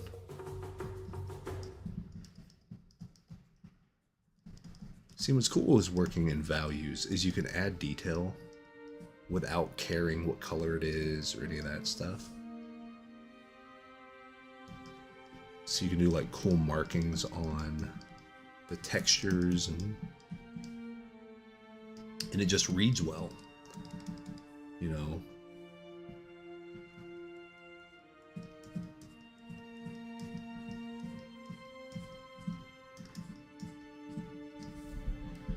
Something like that. That comes around. And then we do almost like a hitting. So this is really what rendering is. Rendering is finding areas that need detail and putting enough detail in there to like sell the idea of what you're doing. And then also I can like come in here and kind of come up on there. There we go. So it's not as symmetrical. But also it's getting rid of weird tangents as far as like brush strokes. If they don't make sense, that you can sharpen them up and like get the shapes to really read clear.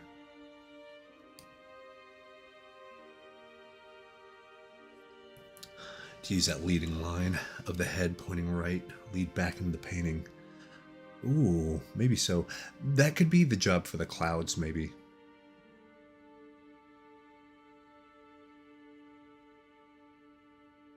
Or, you know, it'd be cool. Every time I think about leading lines, I think about arrows. Literal arrows pointing. You guys know how birds have a flying V? If the birds were like, you know, that, but then they also came like back down, you know? But it's one of those things.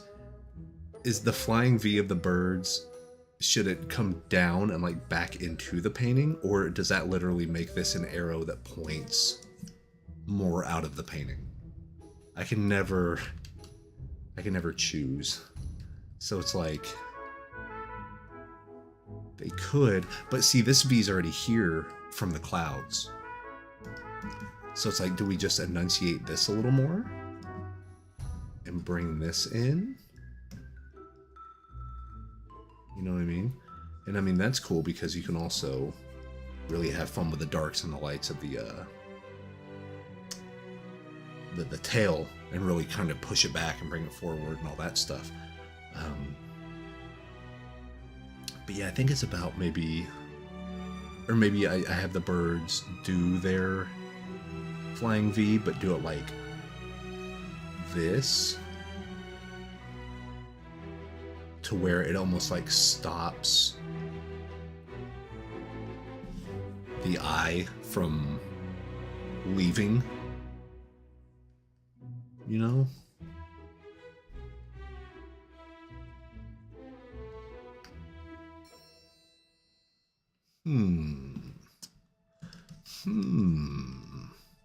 It's a very good idea, though. I think you're absolutely right. Oh, get rid of that. Another thing is, I don't like a lot of stuff that ends right near the end of the canvas to overlap and go out of the canvas. Oh, maybe it could be smaller. That's a good, I mean... So do you mean the dino and everything be smaller and there's more environment? Or literally we zoom in a little bit more so we see...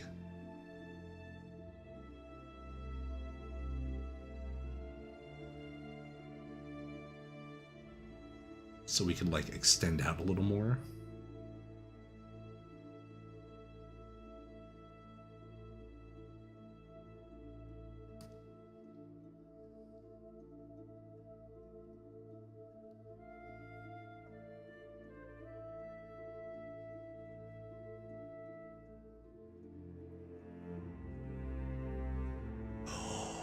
You know what we could do? Oh, I just got a rad idea. Oh. What if? You know what? What if? Well, let's see how much this takes over.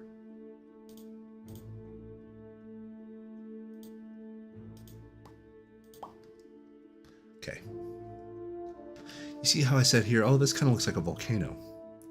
What if it is not a volcano, but it is a ridge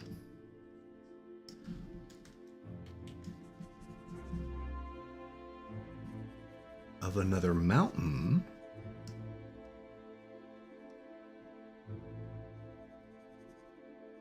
There's all the cloud back here, which we'll do something with that in a minute.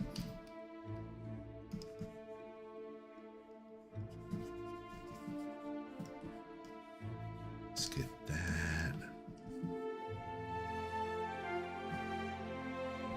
And I'll fix the perspective and stuff here in a little bit, but yeah, it's a little far back, but that's fine for right now. What's that? And once, I mean, we can easily find a photo texture to get our rock in there.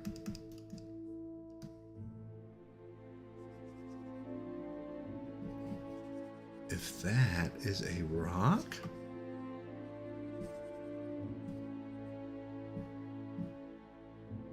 with, get this, another dino, also looking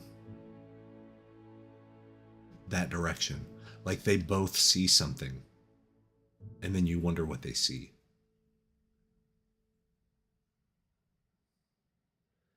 Because that way, because the reason why I got this idea, if we go back to our, here we go, to our references that we have. See this dino in the background? You know, this one like roaring out. You got just more stuff. It adds more depth. We can relay more of the information. Like there's a triceratops, but see how it's not super like rendered or formed out or anything? Same thing kind of here. You have the one main dino, but then you have your other dinos kind of supporting the group. That might be cool. That might be cool.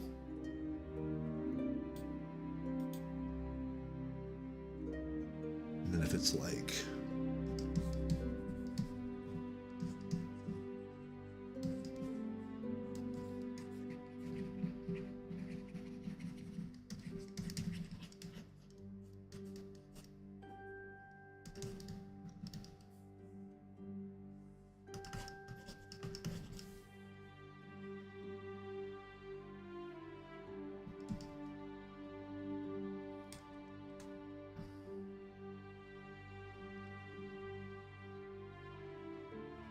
I get the body all kinds of wrong here, but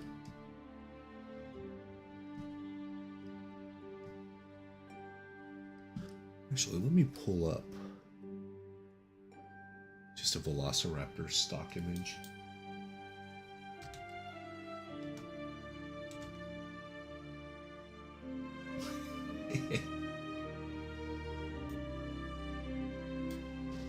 Yeah, see some of these shapes right here. I know these are from like iStock or whatever, but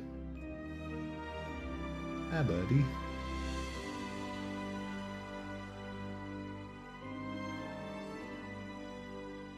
Oh, that's a cool one.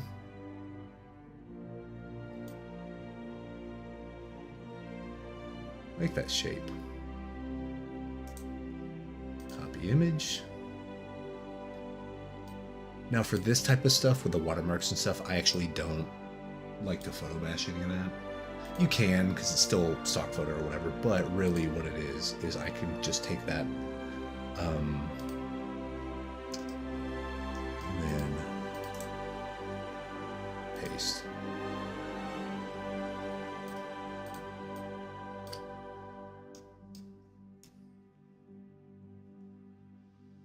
So, mine looks like a duck.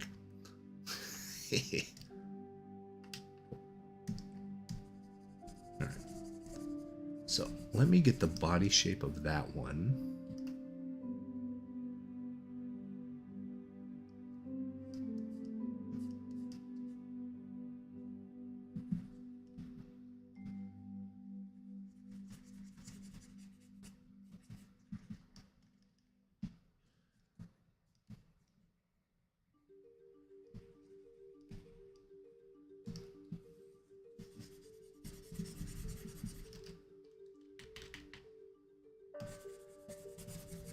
So if we get that shape there,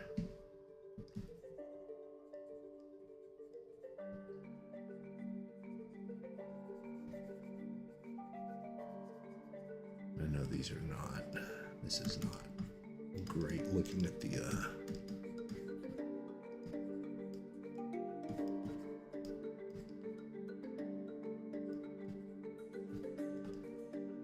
and then we're actually going to use the face of this other one, right?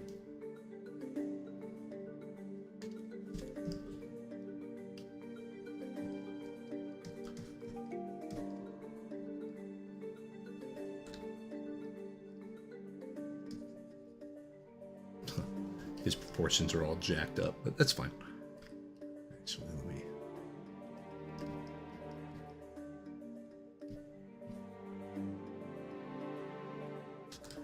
It's just to kind of see if the shapes work more than anything, you know.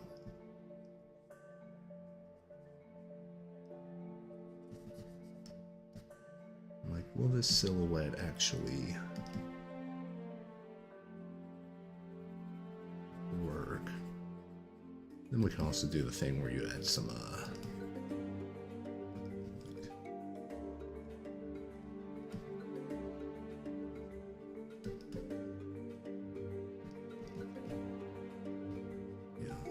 something kind of silly, but it works.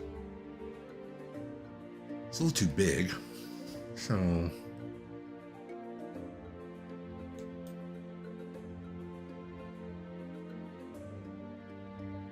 so I'm gonna do this.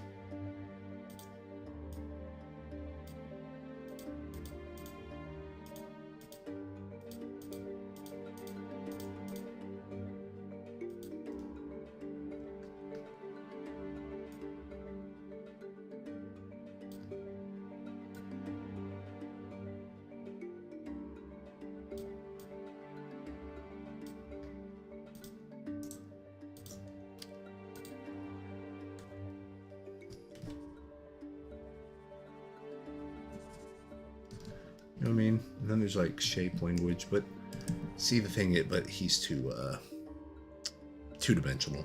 Like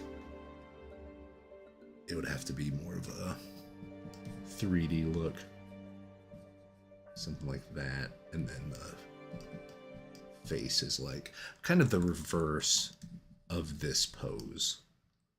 So this dino's there, this one can be here. Oh yeah, we'll do that. Little hair, you know.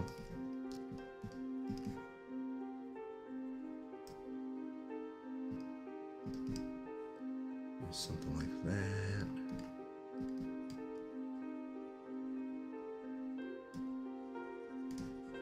And I mean, I need to fix all the dino anatomy for sure, but yeah, something like this, right? Like maybe it's looking back in the background distance or something.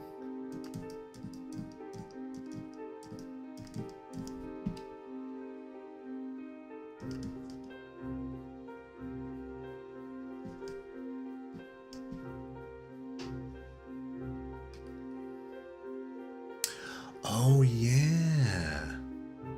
What are those called? The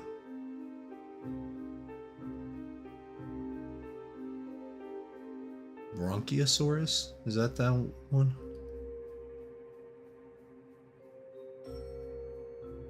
That's true.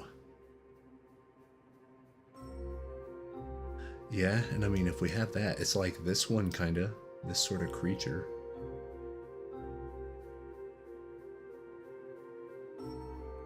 That's cool. That might be... But do I want to take the whole idea of like dragon riders? Like dino riders? Nah, that'd be too... I don't know. I feel weird about it. Unless I was given it as a prompt, like, or a client thing, like, oh no, but they ride dragons and dinos and stuff. That seems a little bit too... Like, that's Tyler's work. You know what I mean? Like, I don't want to just ape that idea. It's a great idea, though. Freaking great idea. Yeah, but then also we'd have to like put a character on this one to be able to put a character on the back one to be able to put a character on the back one, and like, I don't know. It gets a little heady. Gets maybe a little too much. Too many cooks in the kitchen. But yeah, no, you're absolutely right about... And that's a good like Texas switch, because you have something in the foreground that breaks the shape. So we could probably get away with making this another dino. And maybe if this dino is looking back here, this dino could be looking kind of down back towards the canvas. And that might solve the problem of our eyes wanting to like dart off of the... So maybe if... Oh yeah, that's true. But it does. So if...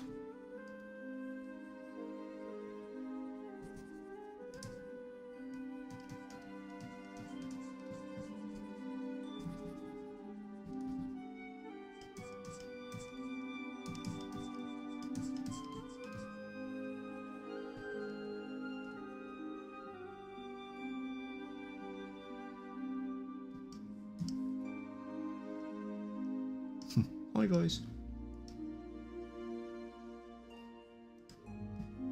And if he...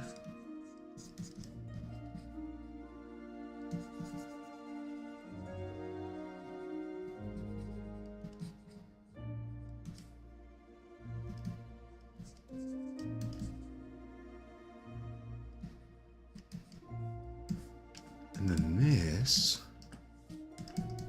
would actually work pretty well, because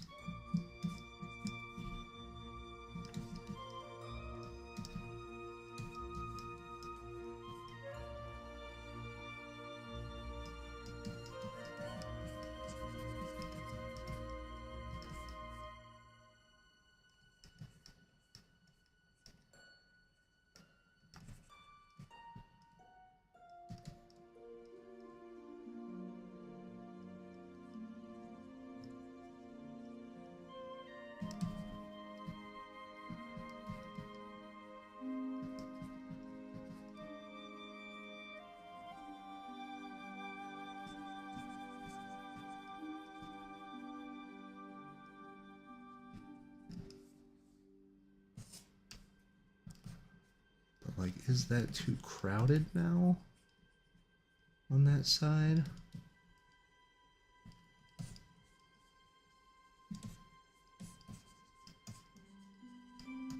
Probably the neck doesn't work exactly like that, but you know.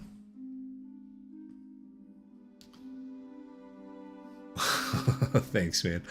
Yeah, it's I'm telling you, this brush is a freaking game changer. And you know, brushes do matter, but this one is just depending on how, and it's weird because a lot of brushes have pressure sensitivity, a lot of brushes have like flow, opacity, all that stuff. The settings on this specific brush, so I'm gonna tweak it a little bit and then put it in my next brush pack probably. Just depending on what I want to do. If I want to paint, I do it a little lighter. If I want to like draw shape, it'll, you know.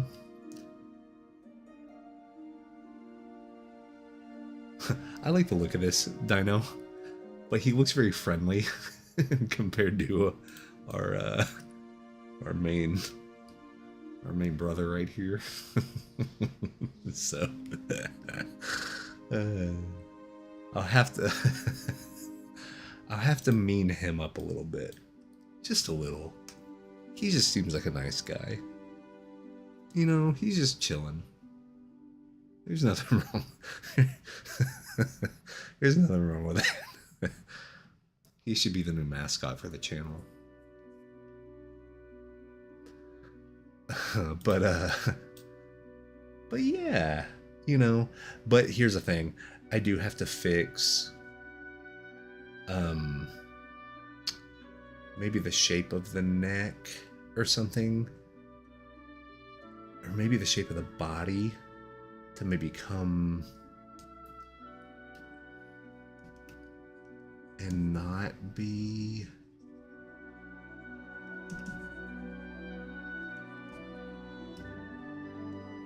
Yeah, something like that. And then, should he be in front of or behind? And this actually helps that rock right here, you know.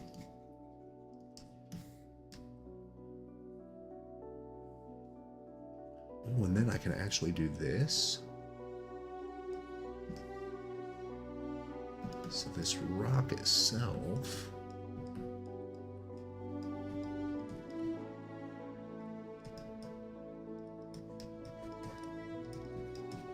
has the lip and all that stuff.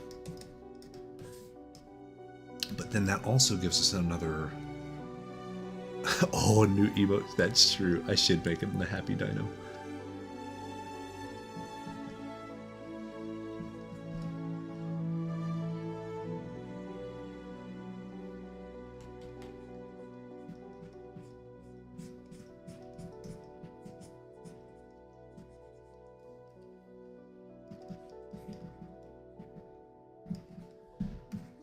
So yeah, you know, we got something like that.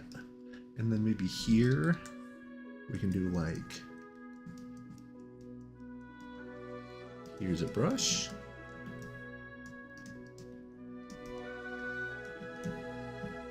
Here's that. Maybe there's some more foliage. I'm gonna start having to say that correctly.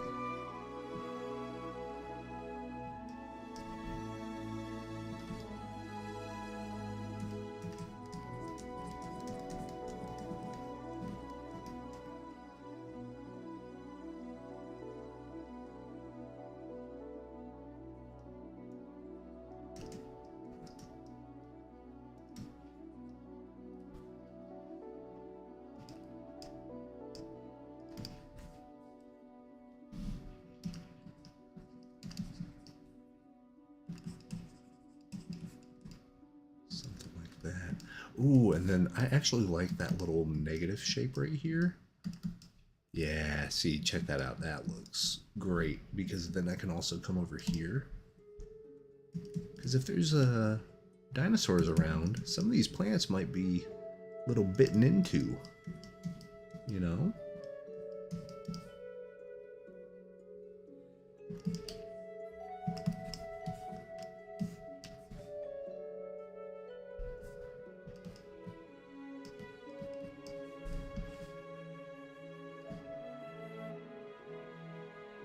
So let me go in, adjust those.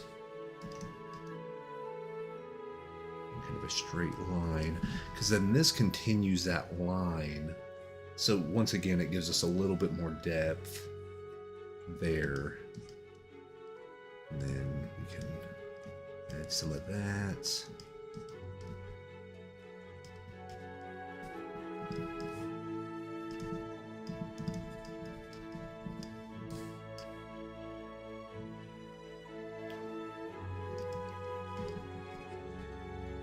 So since this is our main duder, he's gonna have our most amount of render and detail and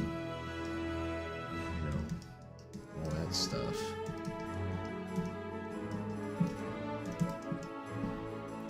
So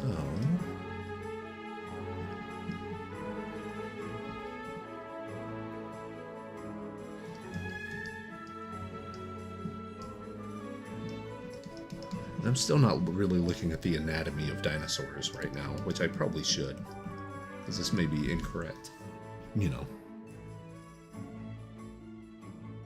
That's expected. They're like, hey, Ralph, there's something in the sky, man. There's something coming. It don't look good, brother. I'm gonna save. So, real quick, I do like how the light kind of hits and goes in the shadow and stuff, so I'm gonna work on this for a second, kind of get those teeth a little sharp looking. And to be fair, this is actually my favorite part about rendering. I don't like a lot about rendering, but whenever I have some cool shapes and the light is hitting them just right and stuff, I get super excited to render, because I'm like, look how good that looks amazing. And then, like, I'm in it, you know what I mean? I just really like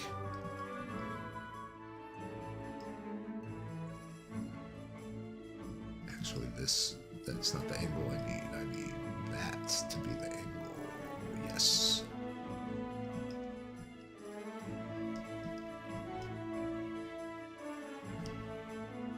And then I'm gonna kind of do that Tyler Jacobson thing to where in the shadow here, it just kind of melts away. Actually, I liked that better. There we go. Kind of melts away, but here in the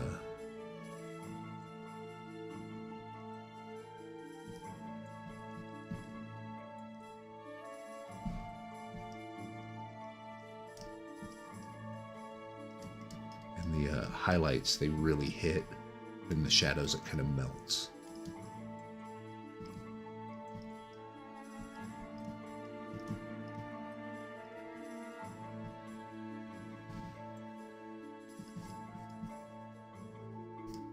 Render that tongue part right there to come in. This is here. And then we're going to do our Evan Amundsen thing of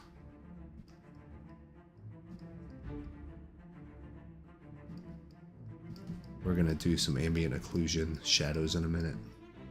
We're going to make them really dark in the areas that I need to get rid of. That. There we go.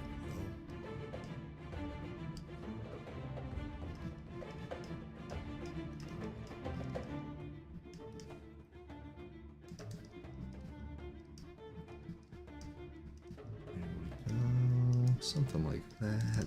Cool. And then get rid of that. Come back here. Get rid of that shape. And if I was a stickler, I would count how many teeth a dinosaur has and stuff, because like people that are into dinosaurs are into dinosaurs. You know, so if this was like for a client and like, let's say this was a magic card, I would absolutely count the teeth. 100%. 100%. Because you don't want to be the person that gets like lambasted, but like, well, technically this type of dinosaur has so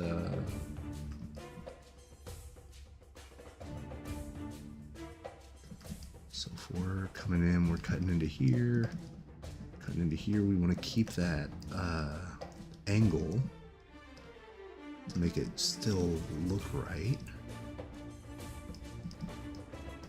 Sharpen that.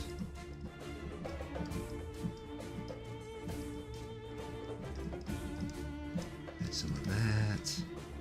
A little bit of that. Sharpen. And here.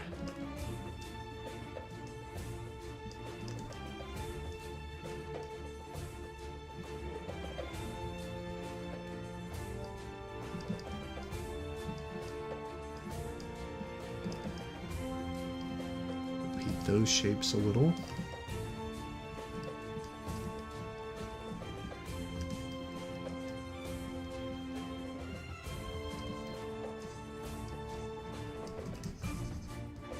Match our values. There we go. Darken it, darken it, darken it, darken it. Back into the back of the mouth. Cool. I'm gonna fade those into each other. Yeah. So once again, really playing with that kind of overlap look. So now we have this. So yeah, what we talked about with the ambient occlusion. Let's get a really, really, really dark and get into some of these really dark shadows, you know. Mike, what's up, brother? And Frog Melodies. Hello, everybody. Hey, hey.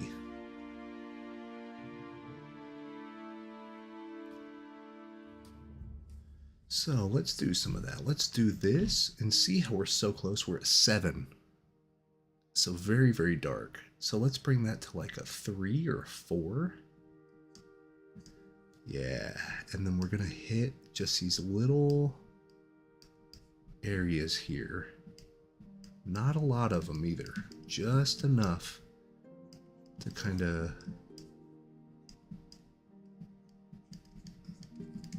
bring in some depth. You see what I mean? Very, very, very minimal amount of pure black. And this isn't even pure black. We could still go slightly darker than this even. But this should be pretty good for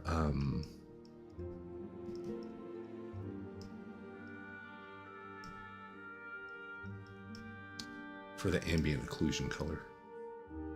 Or value, I should say. Just gonna outline the tongue right there. Bring that up a little.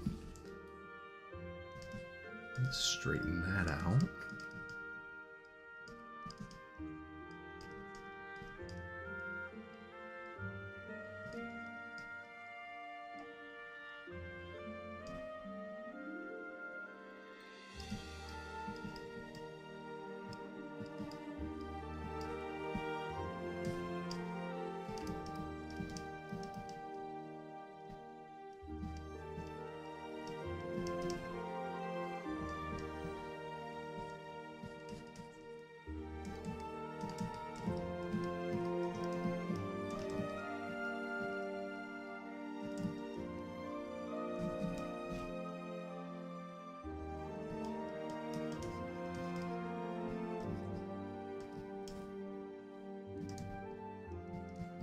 Okay.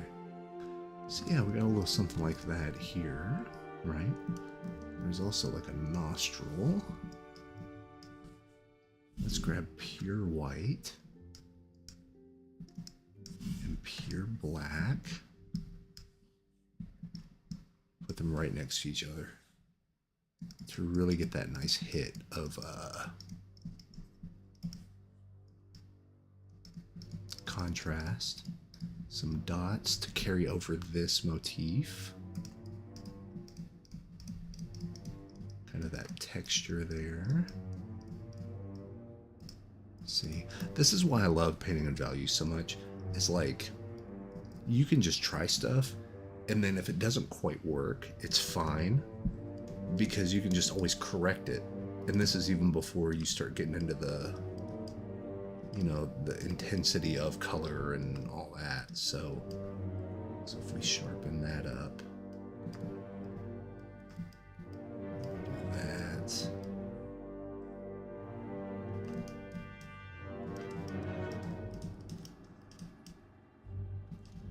See, and this is really just what rendering is, in my opinion. Just finding patterns and kind of reiterating on them and making them more, yeah, that's fine. Making them more pronounced, like you meant to do them from the beginning. You're basically kind of fooling the audience into thinking you had all this design stuff figured out from the very beginning, which I never do, ever, ever, ever. I just start painting, and then I let some of the details, if they start coming out, start dictating what's going on, you know? Actually, I need to blend this in a little better. There we go. There we go. Yeah, that's better. Okay. Because it's really a ligament in the mouth, right? Because we have them too. I can't remember what it's called. So yeah, that's looking better. The mouth render stuff is. And then let's grab a white. Because technically, this is getting hit with a lot of light, you know.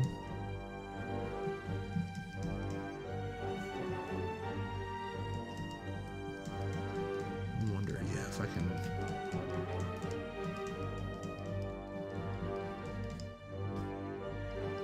Kind of do some of those contour lines like that and sort of blend them into place.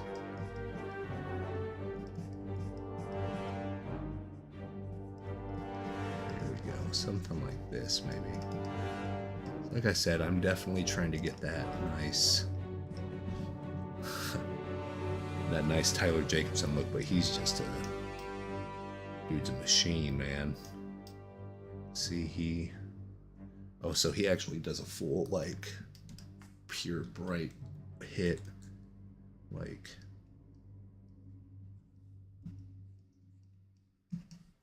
he kind of follows it. So he does the contour lines as well there. I see. Yeah, sure. Let's thicken up some of these teeth, because they look a little, they're looking a little tiny, and like not very formidable. There you go. Got that. Cool.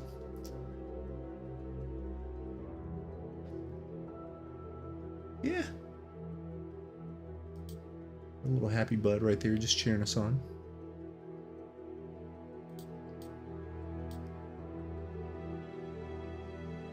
So I feel like the composition's better balanced now. Because what did we have? Let me merge that down. Let me merge that down. Because this is what we did have. Here, let me minimize that. Which is cool, but once again, we were running into the problem to where we were so focused on like technique.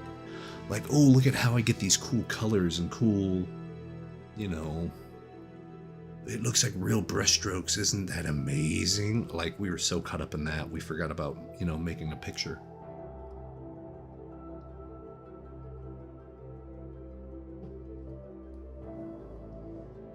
But that's a better looking picture. I need to figure out the correct angle on these rocks and stuff, but just as sort of a silhouette stamp, like boom.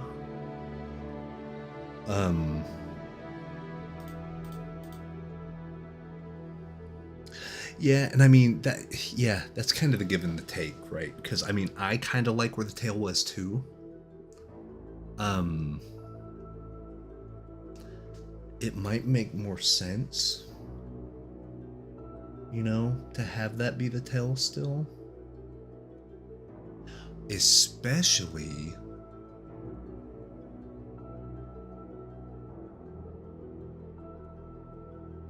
Actually, yes. I think I've solved it. I this is like the moment, you know, if you're watching like a CSI or whatever, where the detective like looks at the wall of all the pictures and they're like, no, we're missing something. And then he sees like a salt shaker or something. And he's like, wait a minute. And he has the moment. So what I'm gonna do, hey buddy, hey bud, we're gonna save you, my friend. Edit, copy merged, file new. He's just a little guy, you know what I mean? He's just a friend of the show. He's just a buddy. We're gonna save him. File, save as. I know, buddy one. All right, now you're gonna live forever, Ban. Thank you for your service. Being a good bud, you know, a real good brother. But we're gonna get rid of you. Sorry. Those things happen. Okay. Back here. Better brush.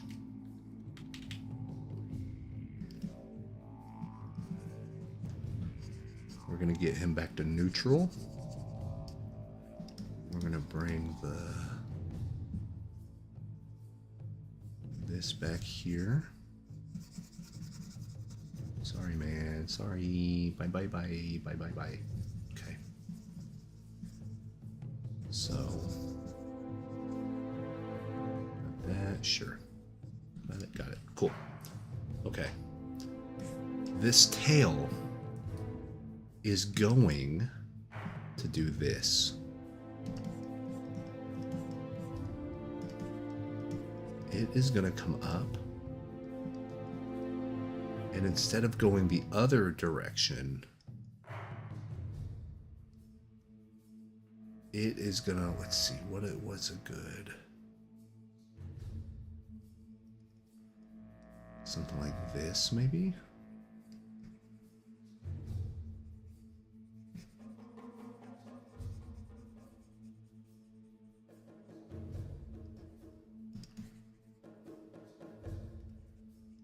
And the tail is going to point at the other dino who is looking back at our dino, who is looking up here, and the curve of the clouds come back down here. Like that.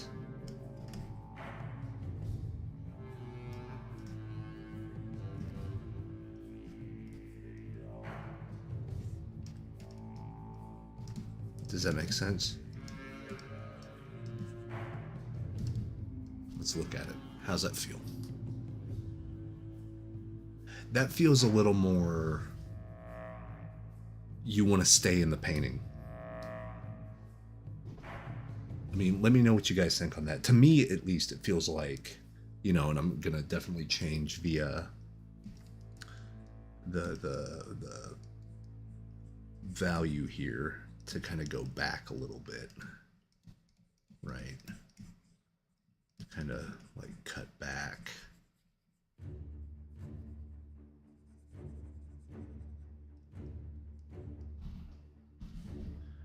You know, maybe it's not as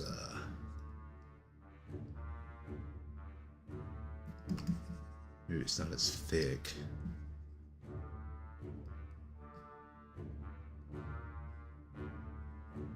Maybe it is, and this just comes up a little more.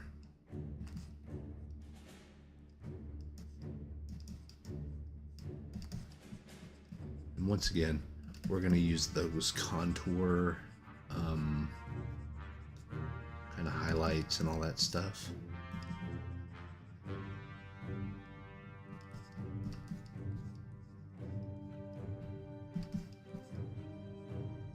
We're going to do it like this.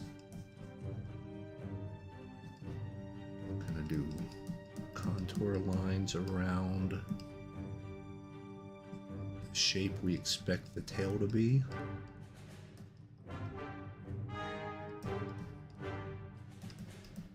But then it goes into one.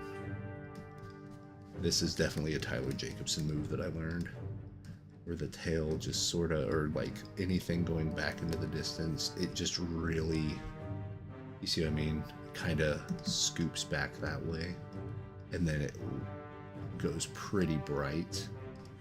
A little darker than that, but yeah, something like that. I actually learned this technique on one of the master studies I did of one of his magic paintings, and I've used it a lot since then too, to where you can have that, and then you can bring it in by like this, and then this would actually cut like that. Yeah, it's a little more, it's rendered a little differently, you know?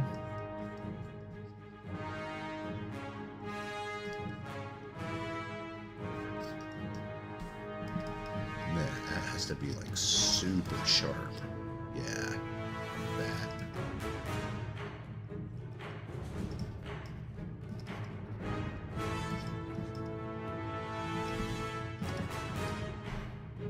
Okay.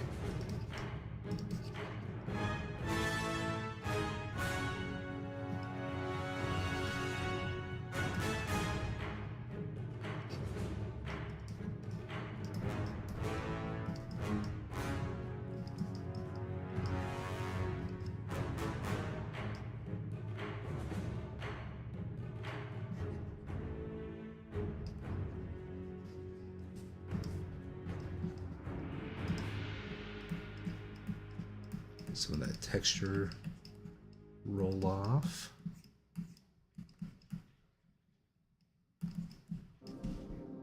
Sharpen those shapes. Yeah, I need to fix that leg, but one across the figures. Yeah.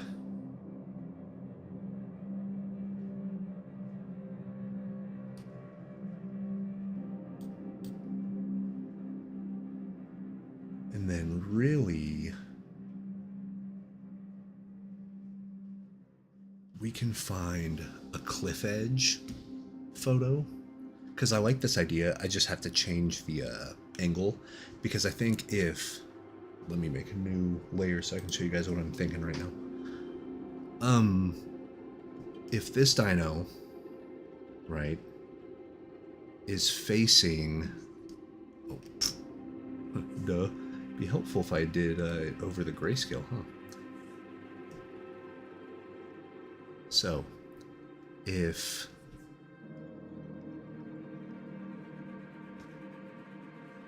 this dino is facing kind of like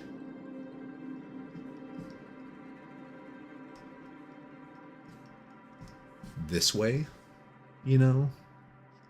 Actually, let me, you know what I mean? Like facing that kind of diagonal. We would want this dino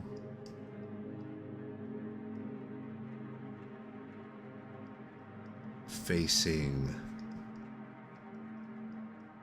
towards us, but like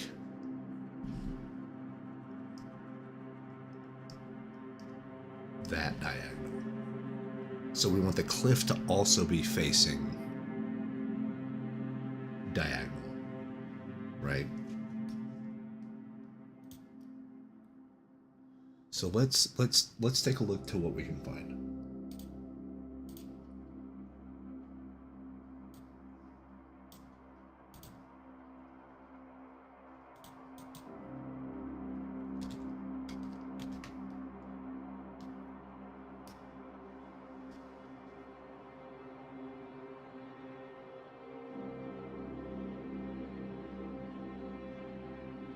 And I have a whole bunch of reference photo albums.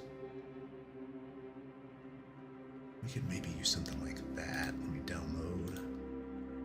Really, I just need rock shapes, like in some sort of kind of like that, but still a little too silhouette-y, a little too flat.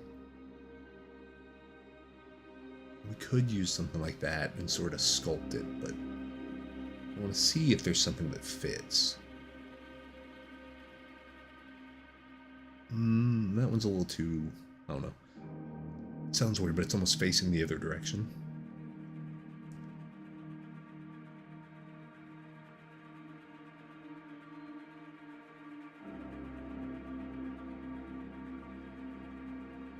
It's a little flat.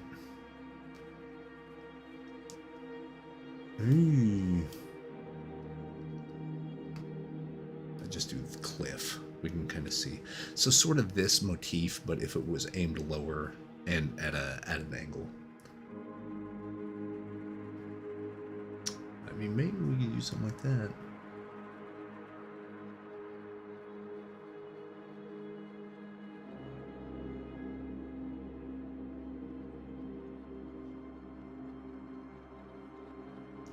And if all else fails and we can't quite find the right angle, of course we just draw it. But oh, okay. So something like this and then extend out the top. That might actually be really good, but it's not tropical. We can always tropical it up. Put some grass on the top and foliage. Why do I always say the other one? But yeah, something kind of like this. You see how the trees are sort of settled in. But yeah, we need that concept art cliff is what I'm thinking. The one that everybody's already seen a million of. Ooh, we could get this and lasso it into place. We could do that one. So there's some, yeah. There's a concept art cliff right there. Goodness, goodness, goodness. Look at that one. Like, if you would do a portfolio review at an art studio and you made a mountain that looked like this, they would say it was fake. They'd be like, no mountain looks like that. What are you, crazy?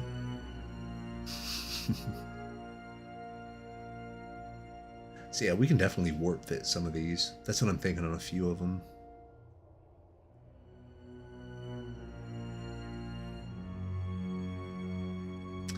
Ooh, see, one of these would be good. It's not tropical though, but that actually doesn't matter. Okay, so we have some here. Let me get rid of these because now we sort of changed up a little about what we're painting. Right? Give me that one. Let's go ahead and open up.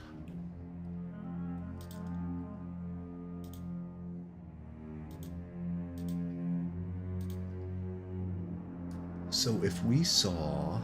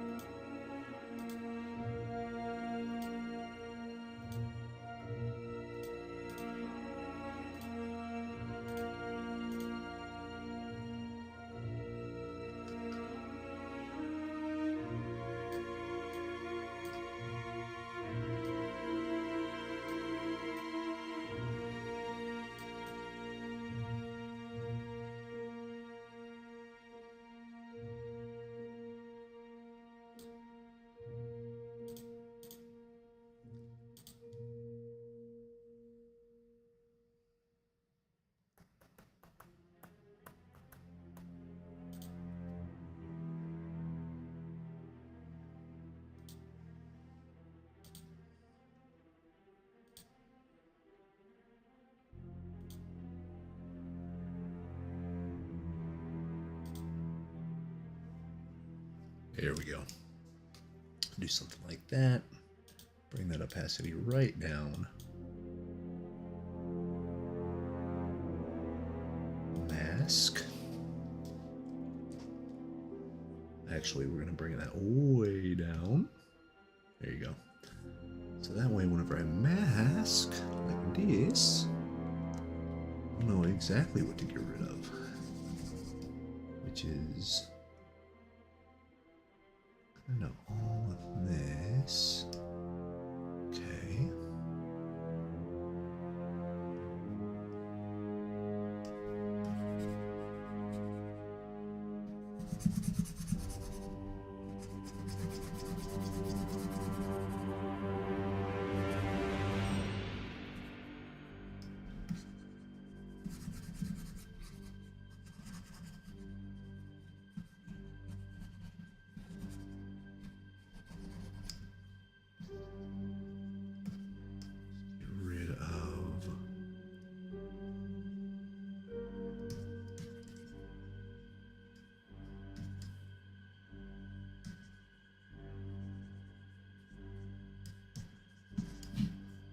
Bring up that opacity. So then I can get rid of some of this other stuff. It's right here.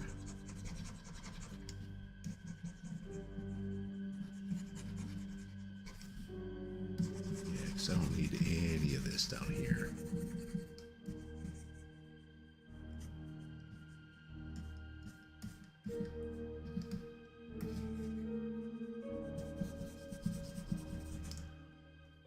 Then if we keep the opacity down a little bit,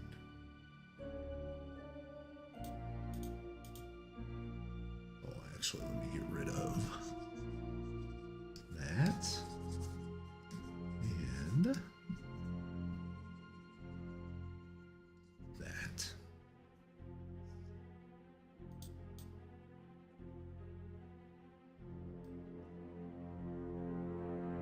Okay.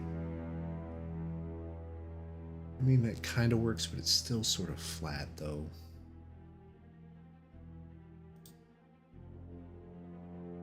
Probably because I got rid of the, probably because I erased the parts that actually gave a perspective, like this and the stuff in front, because it has to come to kind of, I'm envisioning kind of a triangle that's sort of in that same deal, but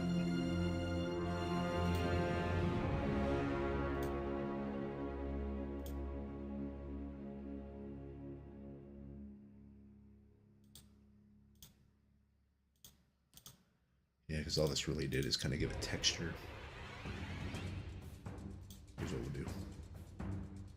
We'll delete it. We will delete this. Actually, I didn't need to delete it. What I needed to do is go edit face and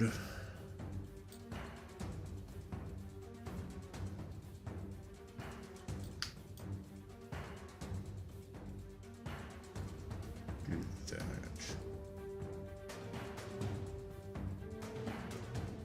I need that.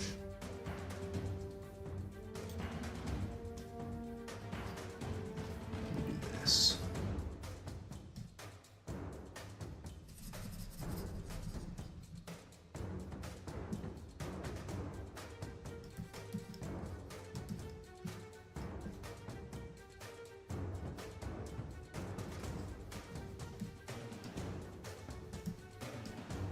Okay. Got that. Now here's what we'll do. We will apply the layer mask. We're going to keep this at 100%. We're going to paint the perspective that I need. That makes sense.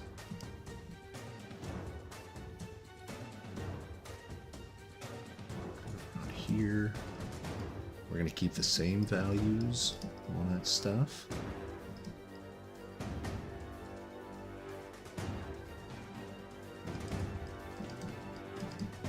Because what we'll do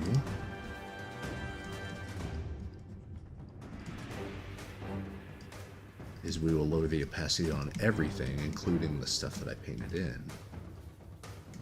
And that should be a little bit more natural of a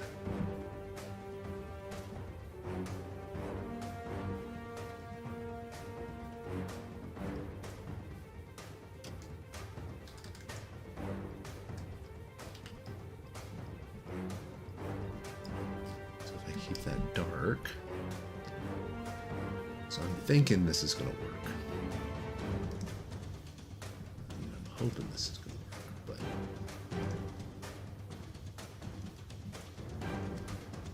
so we got that. Bring this down.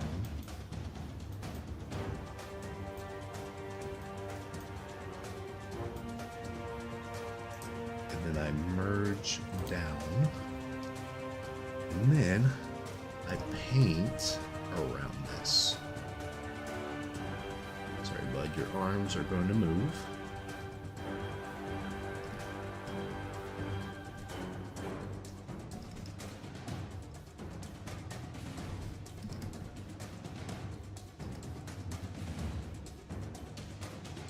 So this is really what a rendering session is. It's a lot of this type of stuff, like problem solving, and then you try a thing. Does that look good? No. Does that look good? Sure. And then you keep it, or you lose it, or you know. There's no real science to it. Yeah, that looks pretty cool. The only thing is I need to make sure this doesn't have a whole lot of tangents. And right now this is tangent freaking city. So a tangent, I keep saying it, a tangent is basically where lines or forms or something overlap in a way that confuses your brain. I think the perfect example of a tangent, if you guys have ever seen that meme where someone drew on the GoldenEye 007 Nintendo 64 cartridge. Let me see if I can find it real quick. Let me, like that.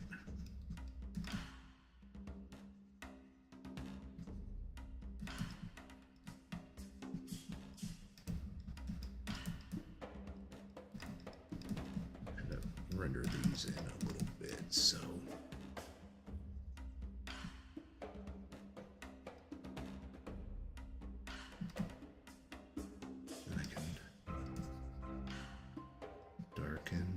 This tail, because it is in front, which means I'll darken his body right here. I'll lessen this value right here for this rock, because I need it to read correctly. Okay, like how the atmosphere of the air is getting to it. Bring that up. Yeah, it's cool. It's looking cool, right? I do need to kind of push this back, though.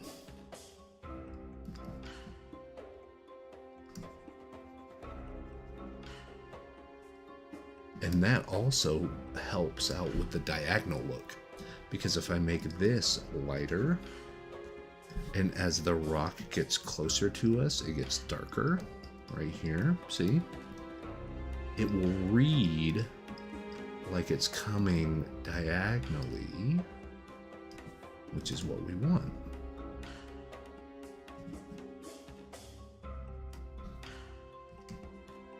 It's like coming towards us.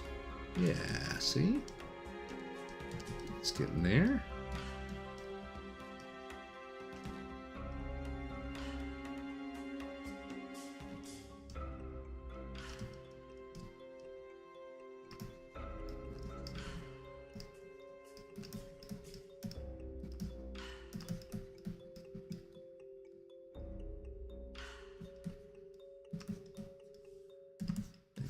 Here with a nice highlight.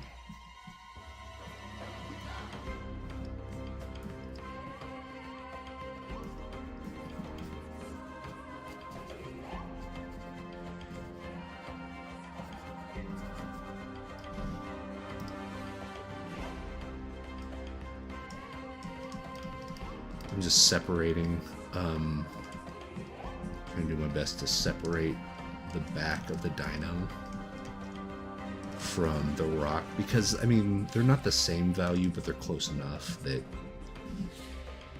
it's causing a little bit of something to happen. You know what I mean? A little bit of something. Well, let me see if I can find that silly GoldenEye gimmick.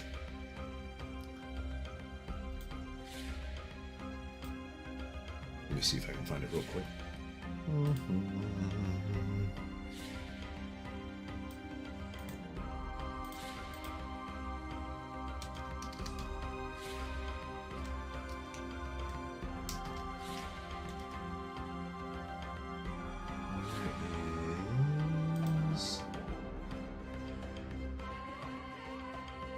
Here it is.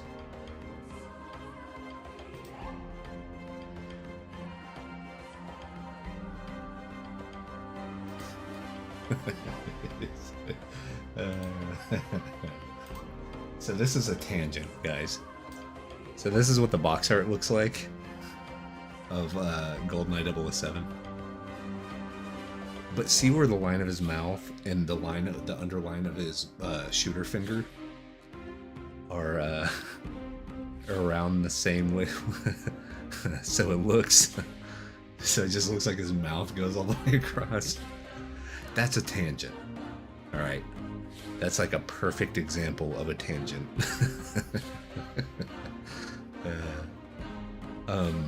This is the one I always think of whenever I think of tangents. So you don't want this to happen. You don't want similar shapes being so close to each other that there's a weird disconnect on like what's overlapping what, or like are those things connected on the same plane? Like you don't want that to happen.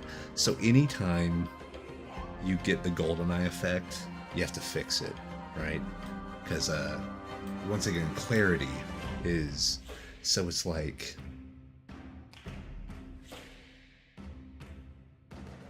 the values are kind of off right now, because now like this tail is now lighter than any part of this rock, which means that his tail is a mile and a half long, which is stupid. So like I guess it could be cool, but I don't know. So we can do a number of things. Actually, we can push back the mountain a little bit, because I mean, to be fair, our other friend here is lighter than the rest of the mountain, but he kind of, excuse me, he kind of should be, because he's standing on top of it, so he's still behind it a little bit, you know. And to be fair, these trees and this mountain are kind of the same value. So what we need to do is we need to bring up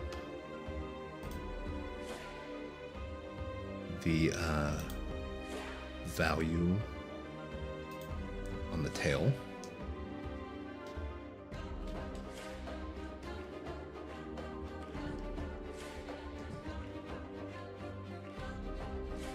So here's what we'll do. We'll come over here and we'll do some of this.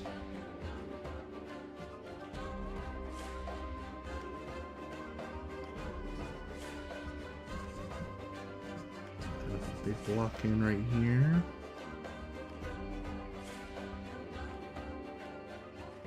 You know how it's darker than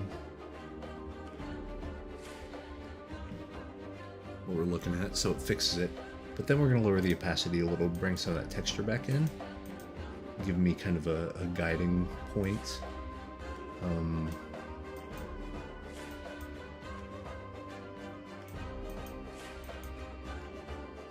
So yeah, there you go. Merge down. Now we can color match and fix this. So we can go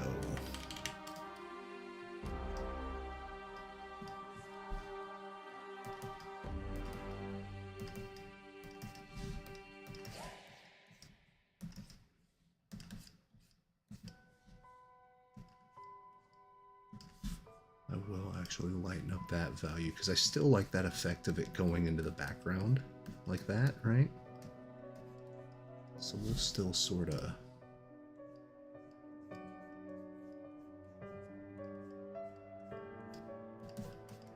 do that, right?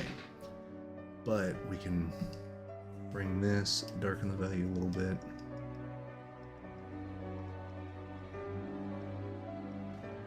Trace over our own lines again a little bit, maybe bring that in.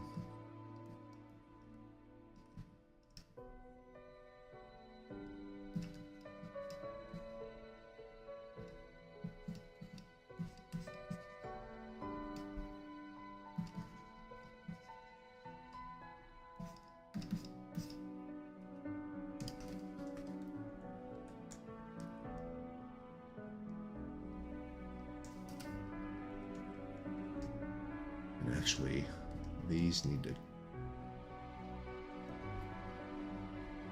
Does it do that, or does it fully spin? Let me see how it looks fully spinning. What I mean by that is you see these contour lines. You can always use contour lines to like tell people the shape of what they're looking at. So this one moves a little over. This one moves a little over. This one moves. This one moves. It's not quite right though. It doesn't feel. Maybe. Let me tinker with it a little.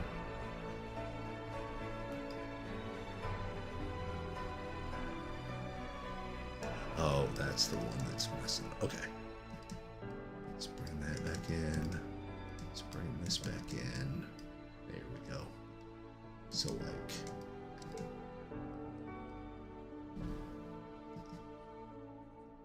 we'll just kind of make these all sort of flat-ish looks. Kind of start in the middle and work that way. That's more of a natural look.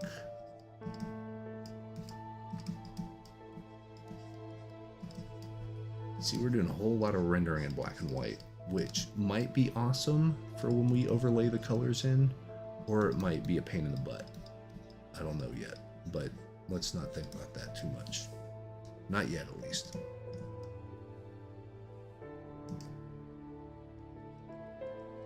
And then we can do like that. This needs to be...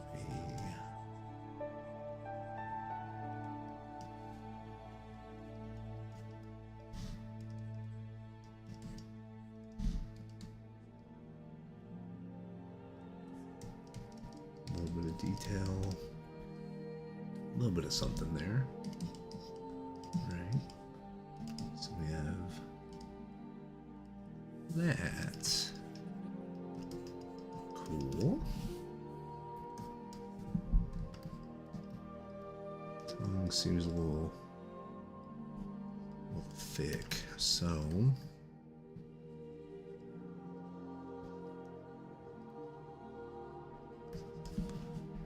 some of that. Bring those values in. Real bright white.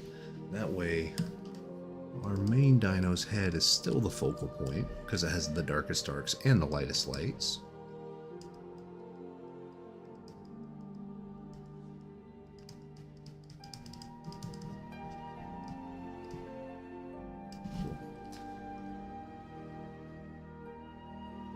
Something like that. So I need to fix this leg. Some of these shadows. Yeah, I need to get the form a little better on the dino, I think. The anatomy, I actually need to like look it over and see. Okay, so here's another tangent. These two values are too close. So the value on this rock is too close to what the tail's value is. So we're gonna do the old concept art cheat. We're gonna airbrush it like how we did this right there. We're gonna airbrush this and get some of that atmosphere in there.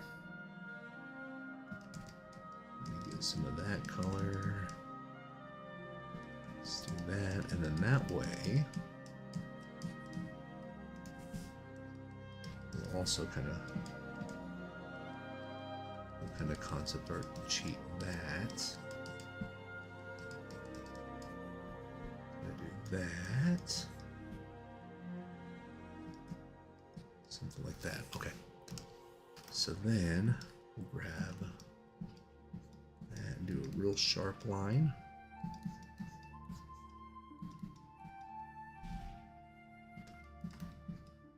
Okay, so if that line's coming down here.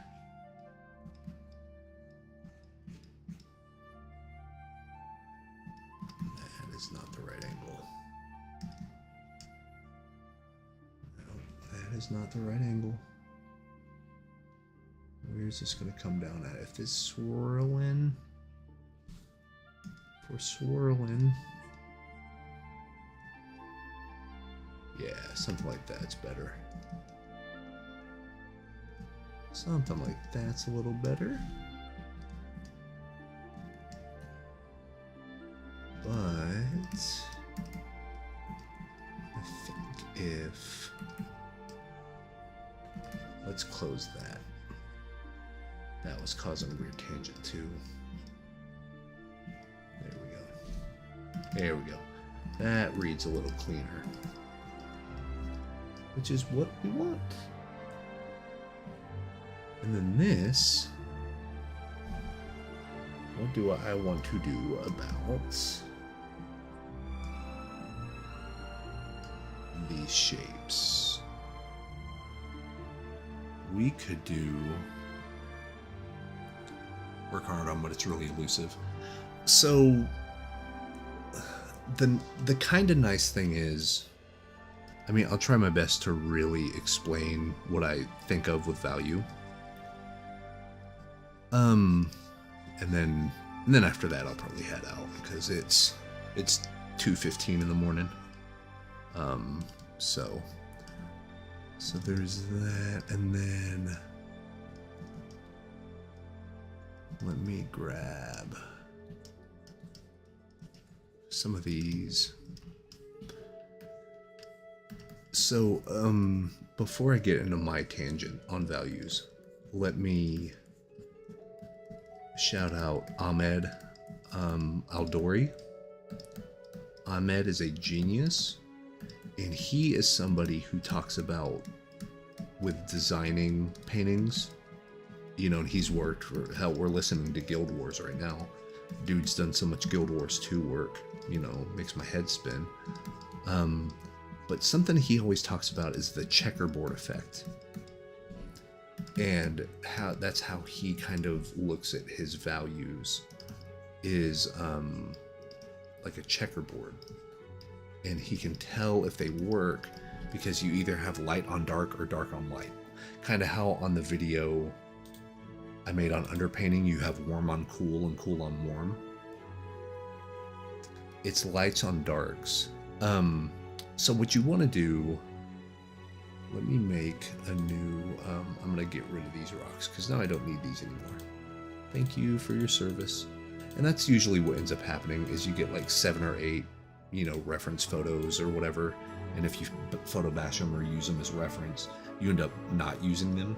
You like end up with one and you're like, yeah, that's fine. And then you do what you do. But let me go ahead and that's saved. Let me make a new deal. Edit, fill.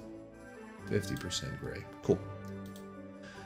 So the main rule to consider, and this is the basics, but I'll show you how it gets very granular very quickly. And this can help with texturing, this can help with where light hits, this can help with a lot of that stuff. The darker something is,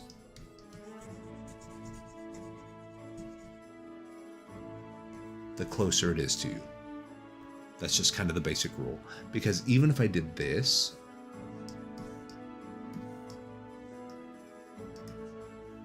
we can make this a little bigger, actually.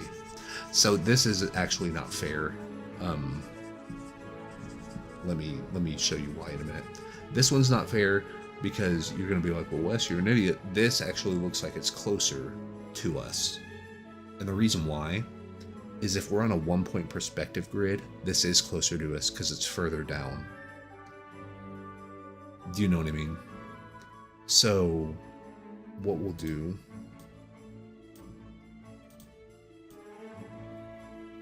here, let's actually do this. Here, I'll put in all of the shapes real quick. And then I'll just cut out the bottom, and that'll be easier. Okay. Then we do that one. Let's do, oh, wrong tool. I do that all the time.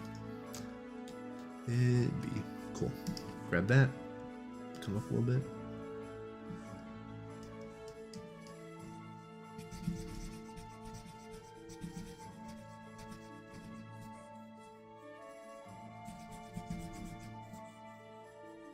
Even if something is larger,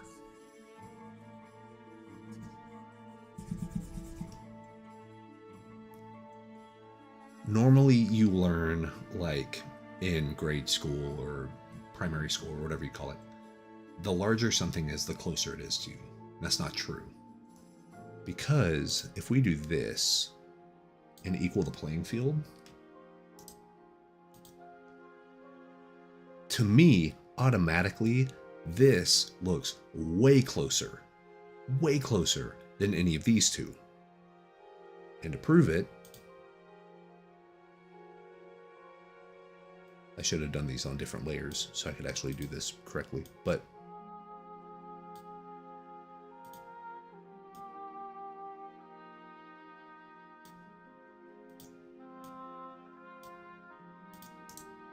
now it really sells it.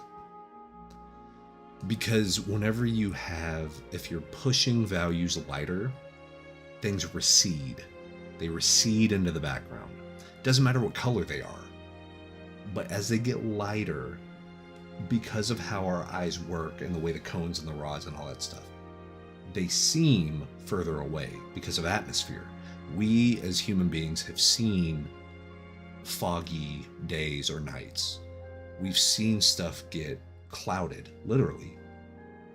So we understand, oh, the saturation and stuff and the lightness, the contrast goes away. There's all these little rules that start happening as stuff gets further away from you.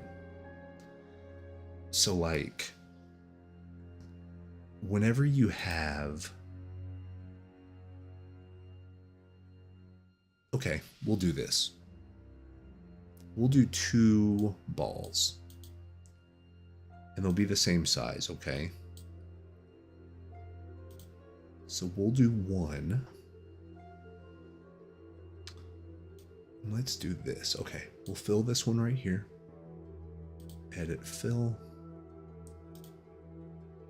Foreground color. We're going to make a new layer. We're going to move that. And we are going to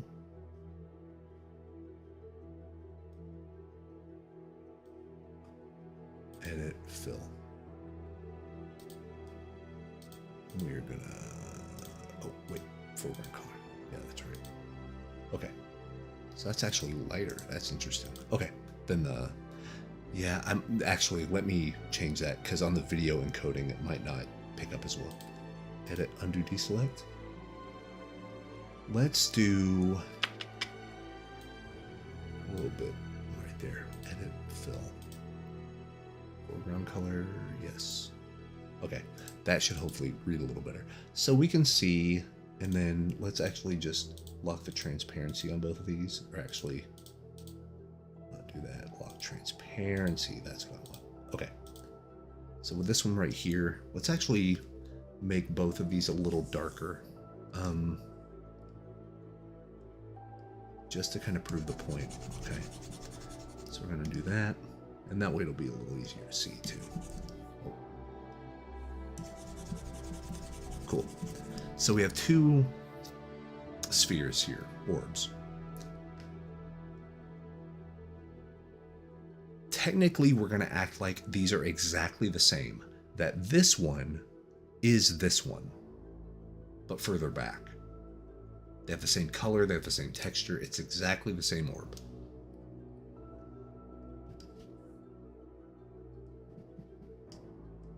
Here's where value gets confusing because the logic kind of breaks down.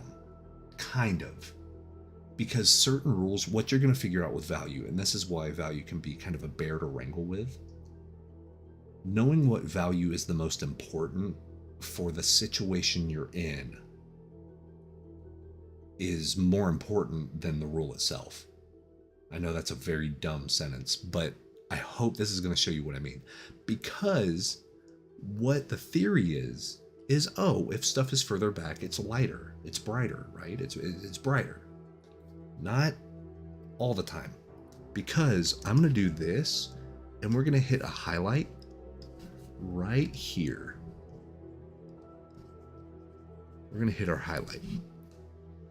So what you think would happen if you go here, what you think would happen is, oh, well, that one's lighter anyway. If it's getting light and it starts off lighter, then this one back here is going to be even brighter. That's wrong. That is not correct. Because the rule of contrast, as you get further away from you, contrast is less. There's less contrast, which technically I guess that's still true, but it doesn't look right. You're actually going to make your highlight darker than the highlight in the foreground. It's going to be closer to this. So really what you're looking at is you're going to pick this and come up just a little bit. Not much, just a little bit, right? So actually first let me get that back in, but now just a little bit. And what you'll see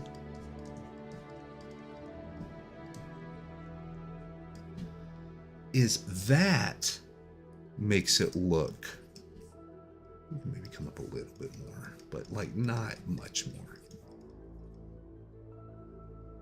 This makes it look way in the distance, you know, and to really prove the point, here's what I'll do.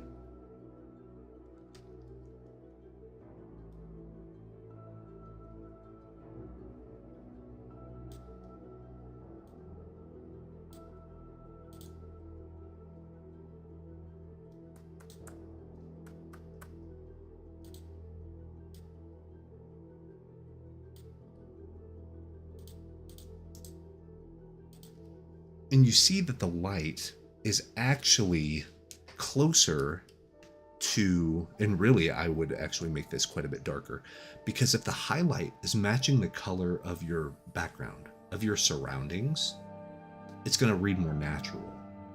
So this would actually, and we can do it the easy way by just lowering the opacity of this.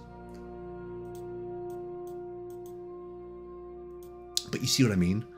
Because you have these two things very close to one another, and they look the same, and they're set up the same way, this seems like a version of this, just further back. Because it's following the same design rule. It's a circle and has a highlight right here.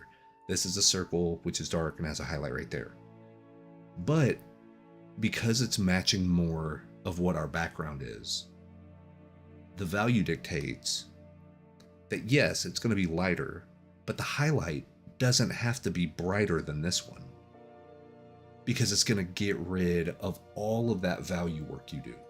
It's going to get rid of all of it. It's the same thing as like if we went here and we started putting a bunch of like really, really bright highlights on these leaves.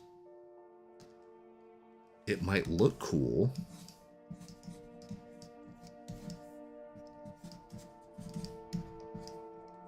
but it really starts like destroying these values we worked really hard to do. Do you know what I mean? Like, it's a weird balance, because technically if this was getting light, this would be correct. Like, oh, there's a really bright light right here. And then because the bright light's right here, it can also kind of be right here on the dino. And then, you know, it's going to get hit with this light, and it's going to come over here, and it also gets hit right here because that's facing it, and then here, and then, you know, we get that nice light, you know. And of course this is kind of exaggerating, But you get my point. Like, you really start to lose out on nuance because there's a subtlety to values, and that's why it's so difficult, is because the rule of going further back makes your contrast less. Because another great let's look at this. Look at the shadows on these trees. You know, they're ugly and like very pixelated because we did that filter. But like, these are the darkest shadows. These would essentially be black, right? But because they're pushed back in the background, so, okay, perfect example. These are darker shadows and lighter lights because it's closer to us and we want people to pay attention to it. So the whole purpose of us coming back here and getting rid, like crushing the contrast to where you're not as light or you're not as dark, but you're more towards that mid-tone on both things. Your shadows are lighter and your highlights are darker, gives you the impression that there's a lot of density in the air because it's taking the edge off of everything. It's taking the richness off of everything, and it's supposed to. We can look at the pros doing it right here. I mean, we can see that? These are shadows. These are really dark shadows for this tree. But look at the difference between that shadow and even the shadows on this dino. But then you look at the shadows on this dino compared to the shadows on this dino. Look at how much more there's a brighter bright and a darker dark. There's less bright bright, there's less dark dark. But then you come forward even more, there's brighter brights, there's not as many of them, and there's darker darks. See, like bright, bright, but there's not as many of them. Then also this is metal. So then your texture and what's the material, if it's metal, it's going to catch more light, so it can kind of break that rule. But guarantee you these shadows, see how it's just one value essentially, and he just modeled with one value? But then here you have more ambient occlusion. Because you're closer to it, you can notice that there's even less light here than there is right there. And then of course you get to Huatli and you can see all kinds of fun stuff. But this is a full value range. Do you see what I mean? This is, we get basically pure black, and then here in the highlights we get pure white. Anywhere in the background's not going to have either one. It's not going to have pure black or pure white. It's not going to happen. Unless you're like standing on the sun. It's just not. You're going to have some sort of air density. So that's what makes values tricky, is people hear, oh, stuff gets darker up front and it gets lighter behind it. And then they do the thing where it's like, this is black, this is gray, this is white. You can do that, and that works technically. But whenever you start adding in and introducing, I'll do a perfect thing. I love doing this. I learned so much from doing this thing. Let me go copy. Let me go ahead and save that. File new. Paste. Okay. So let's get rid of all the color. I hate to do that because I love Tyler's color so much. But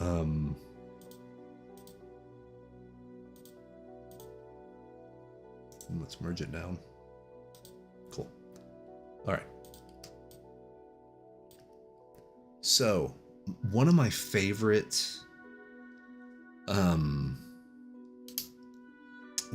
filters is called the cutout filter.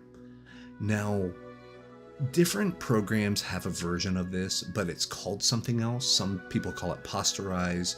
Some places call it like acrylic outline. Like, there's weird stuff. But let me show you what this filter is. Filter gallery. And then let me go over here to cutout. So what cutout is this tells you how many values do you want. This is using 8 values. How simple do you want the edges? You know, how much complexity do you want? And then the fidelity, how sharp do you want your edges? Like how pronounced do you want them? Okay. So this is with 8 values. And you see, if we kind of zoom around and look, how it sort of gives you the sense of the shapes. What I really like to do is bring this down to 4. Because this tells you what you're looking at. This is your value scale. So you completely get to see, oh, I guess up here is the darkest darks. And you get the shadows and you get the form of Huatli holding her silhouette up and this first dino head. But then you notice, oh, look at this dino head right here. This is the second darkest one, right? Because of the shadows. But then you come back here. Here's a pretty dark shadow, but it's not as dark as this one. Also, the highlights match the lighter colors or the darker colors of the background. But nothing on here, none of the highlights are this bright as the little speck on the eye. And you can see Huatli literally has the darkest darks next to the lightest lights. Same thing here. All this detail, all that, you're stripping, getting rid of that detail. But you get to see now, even though this is the lighter version of this color, it's against the very light background. Not the lightest light, but close to it.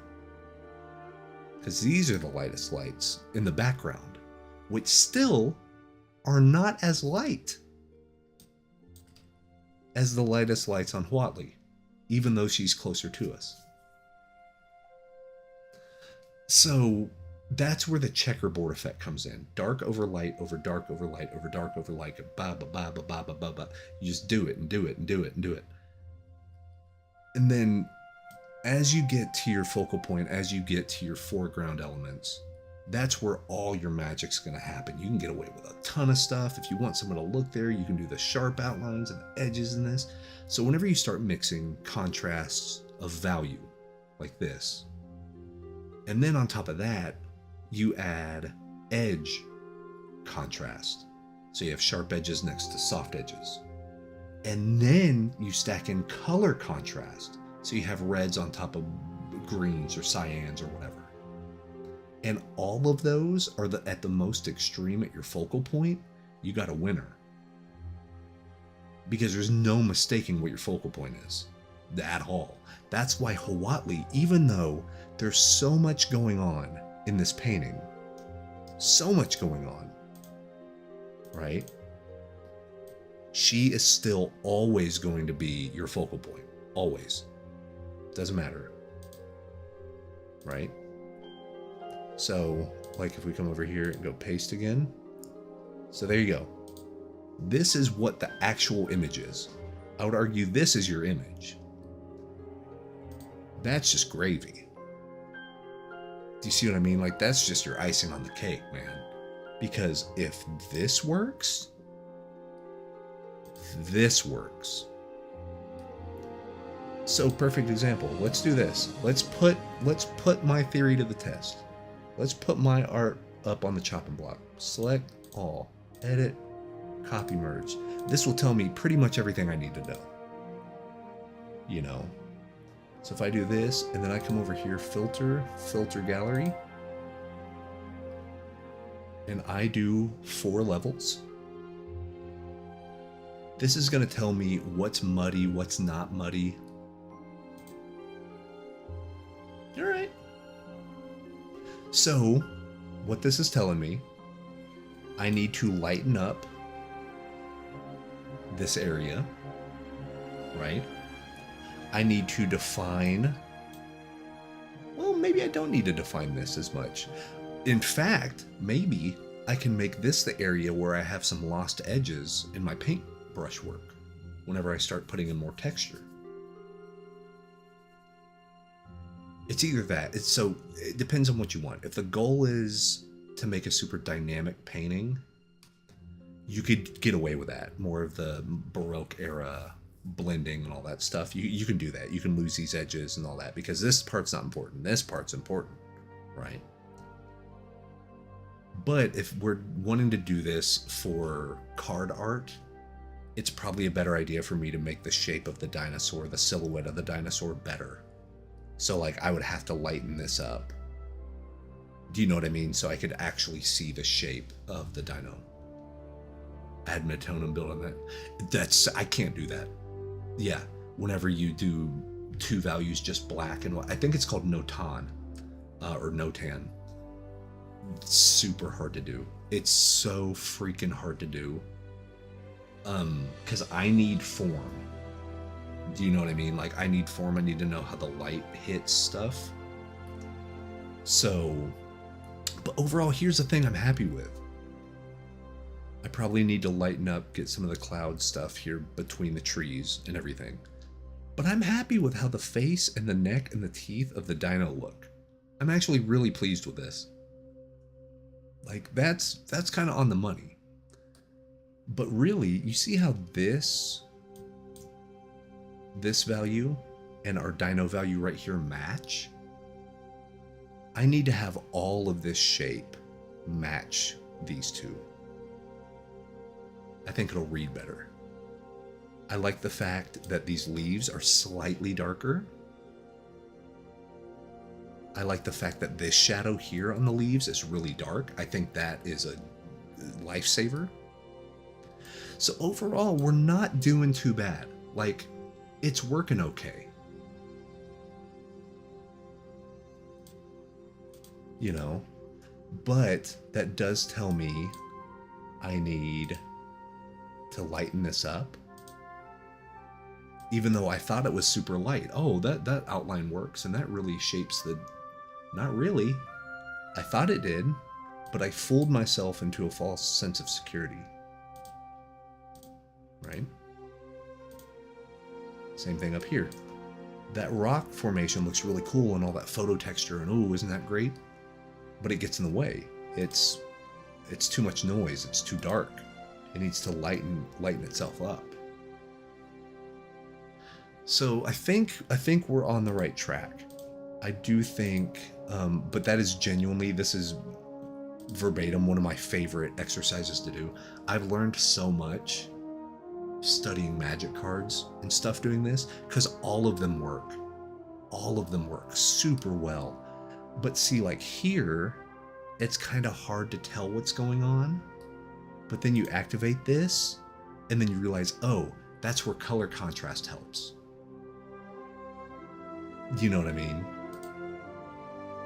So, like, it gives you some leeway on how to think about constructing your image. Where do you want the values to be your contrast? Where do you want the edges to be your contrast? And then where do you want your shapes, you know? Oh, for sure, yeah. This would be really helpful because it needs to read like movie posters. They need to read from the back of the bookstore. You know what I mean? Like, for sure. But yeah, and it's funny doing little things like that. Like, this is actually pretty invigorating because it means like, oh, the picture's working. You know, we're putting all this work in, we changed so much, we added all this other stuff, we blah threw that away and we pushed that over and we blah, blah, blah. And sometimes it can feel like, what is all this for? But then you look at this and you're like, whoa, wait, this is actually, okay. Yeah, we can work with this, you know. So, fun stuff, man. We made some progress on that one. Let me, so that's where we started tonight, right? That's where we started tonight's session.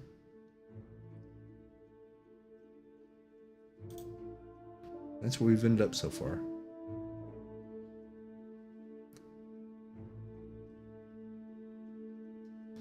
And what's cool is I can come in and do all that fun painterly, warm on cool and cool on warm stuff later. We can re-gradient map this and then come in and do that. You know what I mean? So that will be fun.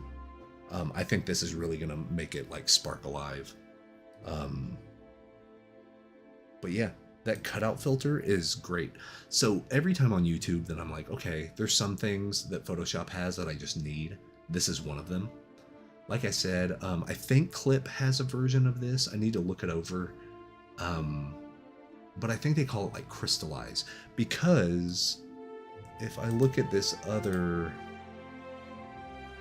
select all, edit, copy, merge, edit, paste, filter, noise, pixelate, maybe crystallize, and the cell size. See, so it's kind of sort of the same, like, well, not really, that one's not very good. Maybe if I do the what is it, there's color, halftone, facet, fragment, is it mosaic? Kind of. See, you kind of get the idea, but like it's not quite the same. Just anything, and you can also, hell, you can do a blur. I mean, if you come in and do like a blur, Gaussian blur, and then hit it like, you know what I mean? Like if it reads like this, it's gonna be okay. Does Krita? That's a great question. You know what I could do before we get out of here? Let's see. Let us see.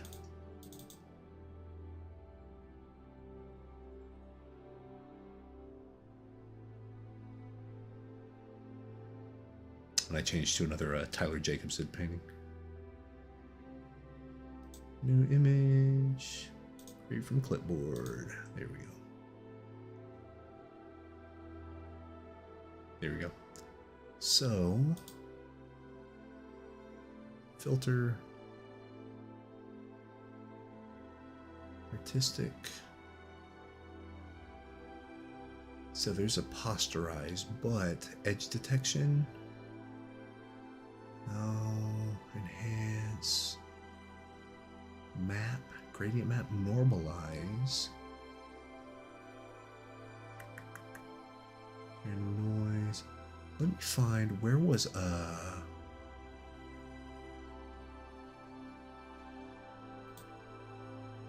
okay, yes.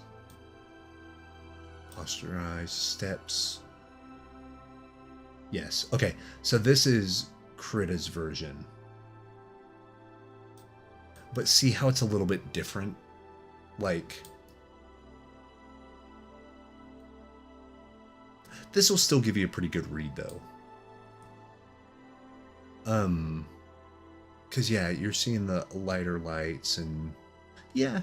So I mean, it's not as pretty, I guess. But maybe if we put this up to 8 or whatever. You know what I mean? Like, it still simplifies it enough that you can get a pretty good idea. Let me see if there's another. What's edge detection? No. Gaussian high pass is a really great filter. I need to do a video on that. It is amazing for getting good traditional paint looks. It doesn't seem like it would do anything, but oh baby, it does. Oh, it does. It gets some razor sharp paint strokes. It does point out the mountain in the foreground. Yeah, exactly. So yeah, if we come over here and like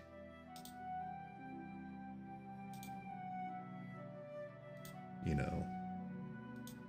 So if we brought this down, okay, we'll see. And even if we do 3, you can see kind of the shapes working that way. So yeah, I would say posterize is a pretty good way to look at it. And then let me open Clip and see if Clip has it.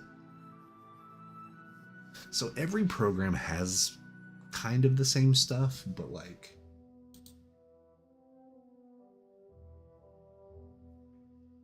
connect the server. All right.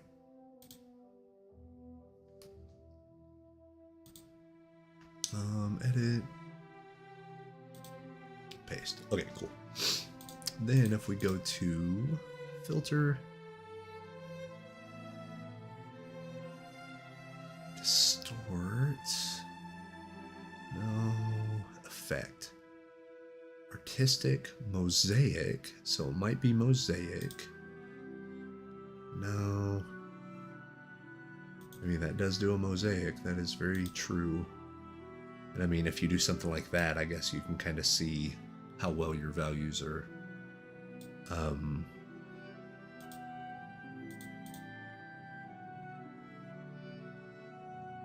Pencil drawing, normal map, renderer, no. What would it be? Radial blur, smoothing, motion blur. Let's try.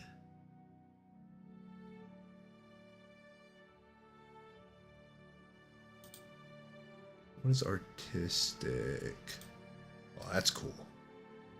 It just made my painting look better. Look at that. It made it look more illustrative. That's nice. Look at that, man. Wobbly lines and stuff. That's cool. So line thickness, density, color blending. Ooh, number of colors. Okay, hold on. If I do color only. Okay, number of colors. Cool, okay, so this is Clip's version right here. This would be under artistic, and it's the feature number of colors. So it'd probably be a good idea to make it black and white first. But like, let me do what 4 looks like. Yep. There we go. It's messier for sure, but like, there you go. This is a great way to check that. Okay. God, that's cool. Okay, that's actually nice, and I did not know that this existed. So thank you for asking that question, because now I know. Like I said, I mean, Photoshop has the one I've used the most, so I have the most kind of trust in it, I guess. But because I know what it's gonna give me. But all of them are gonna kind of do that same thing. So yeah, if you got Credit, if you got Clip, it's gonna do it. But I think we're gonna say goodnight to our dino friends for tonight. But one more time, let's see where we started. We started here, the legs right there, and all that, and stuff kind of just blocked in. I like the clouds. I won't lie, I do like the cloud rendering, but we'll get back there. We'll get back there. And then we ended here tonight with our armless duder in the background. I'll fix that. But yeah, I think this is more interesting to look at. And I might even scoop up some of these, fill in some of this to bring this up. And then, I don't think we need anything over here. There's enough going on.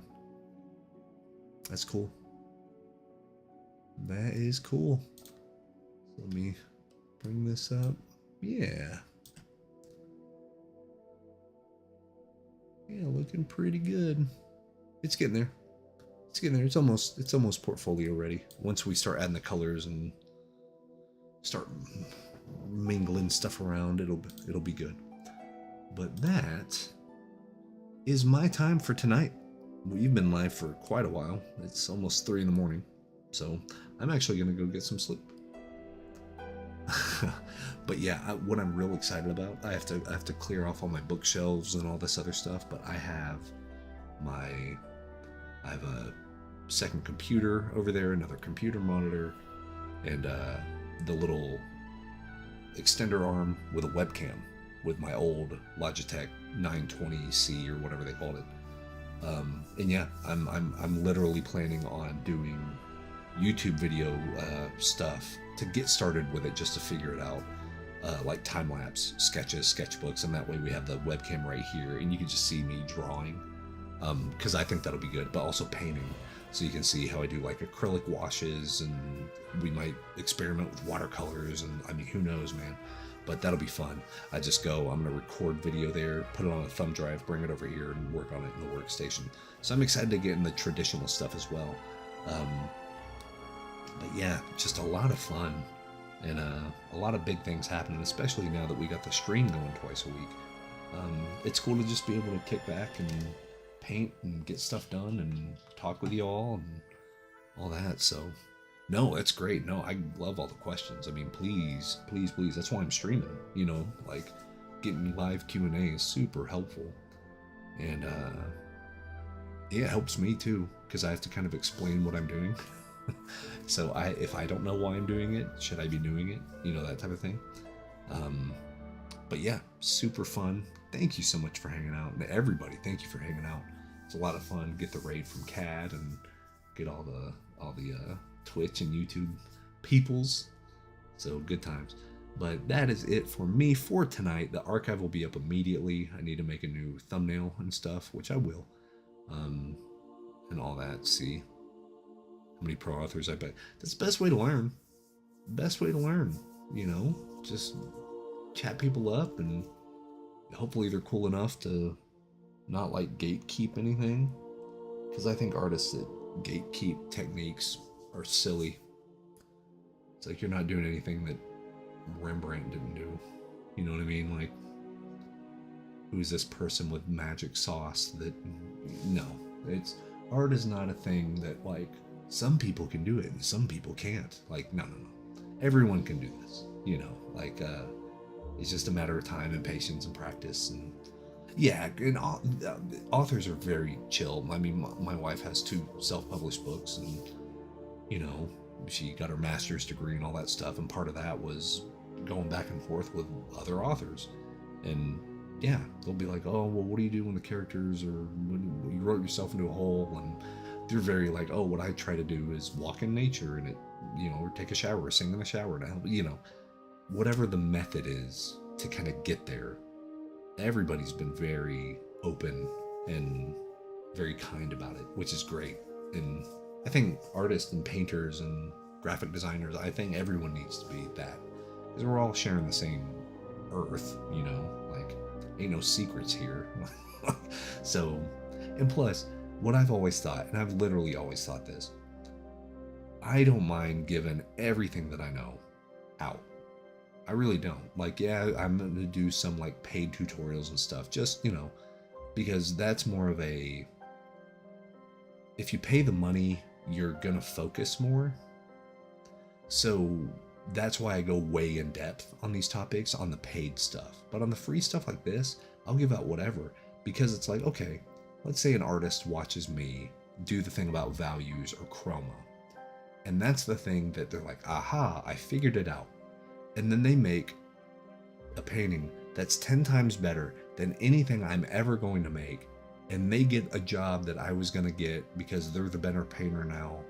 And, you know, this big fear monger thing that some people think. Like, oh, well, I'm going to teach people and then they're going to get better than me. And then I'll never work again. My thing is, I'll have more cool stuff to look at. And if I was helpful in any way to bring that out to the world, that's why I'm here. You know what I'm saying? Like, no, this is not a dog-eat-dog thing, which is why the whole idea of AI bros saying, like, this will help your crew, you know, you'll do the job more and faster. And it's like, you are so missing the point on what this is. Like, it further lets me know that I don't have to listen to jack that they're talking about, because they don't get it. They just don't get it. It's not a competition. It's not a, well, I'm going to hold back some secrets because that's what people hire me for. The gimmick of what I do with my brush is, no, I'll tell anyone anything. Like, if you can do it better than me because you learned how to do it from me, that just either means I need to get better and like improve as well, or it was gonna happen eventually regardless. Like, I'm not a gatekeeper like that. I don't think that's fair for, yeah. Yes, putting in a lot of, yeah. The pro has failed more than the amateur has tried. That's all there is to it. It's like a pro is only not how great and like what's your best painting, but like what's your worst painting? How bad can you get now? And if your bad stuff is still better than 85% of the stuff out there, you're okay. You know what I mean? Like, you can't go that far back down. It's not like ranking like in chess or something. Like, there's no ELO for painting. Well, I hit Grandmaster. I hit 2400, man. Like, there's none of that. I wish there was, because I would love to know where I'm at. But then I'd be disappointed because I'd be at like a 400 or something really low, and be like, oh no, I thought I was better than this. But anyway, that's my time. I'm gonna get out of here. But thanks for hanging out, everyone. If you're watching on YouTube, thank you so much. It's funny, some of these archives are doing better numbers than my actual like weekly YouTube videos. So there's something going on with it. But we're gonna be back on Wednesday, Saturday and Wednesday, like clockwork. Bam, we're gonna do it. But yeah, that's been real fun. Thanks for hanging out, Brent. And thank you, everybody, for hanging out. And we're going to see you. I think you guys are going to get a big kick out of what the next YouTube video is going to be. I need to film it, get all the pictures and all that stuff. But it's going to be pretty helpful for a lot of people, especially some people that mentioned some stuff about switching programs. So that's all I'll say about it. But yeah, until then, I will catch you guys around. Go make cool art. We'll see you soon. Bye.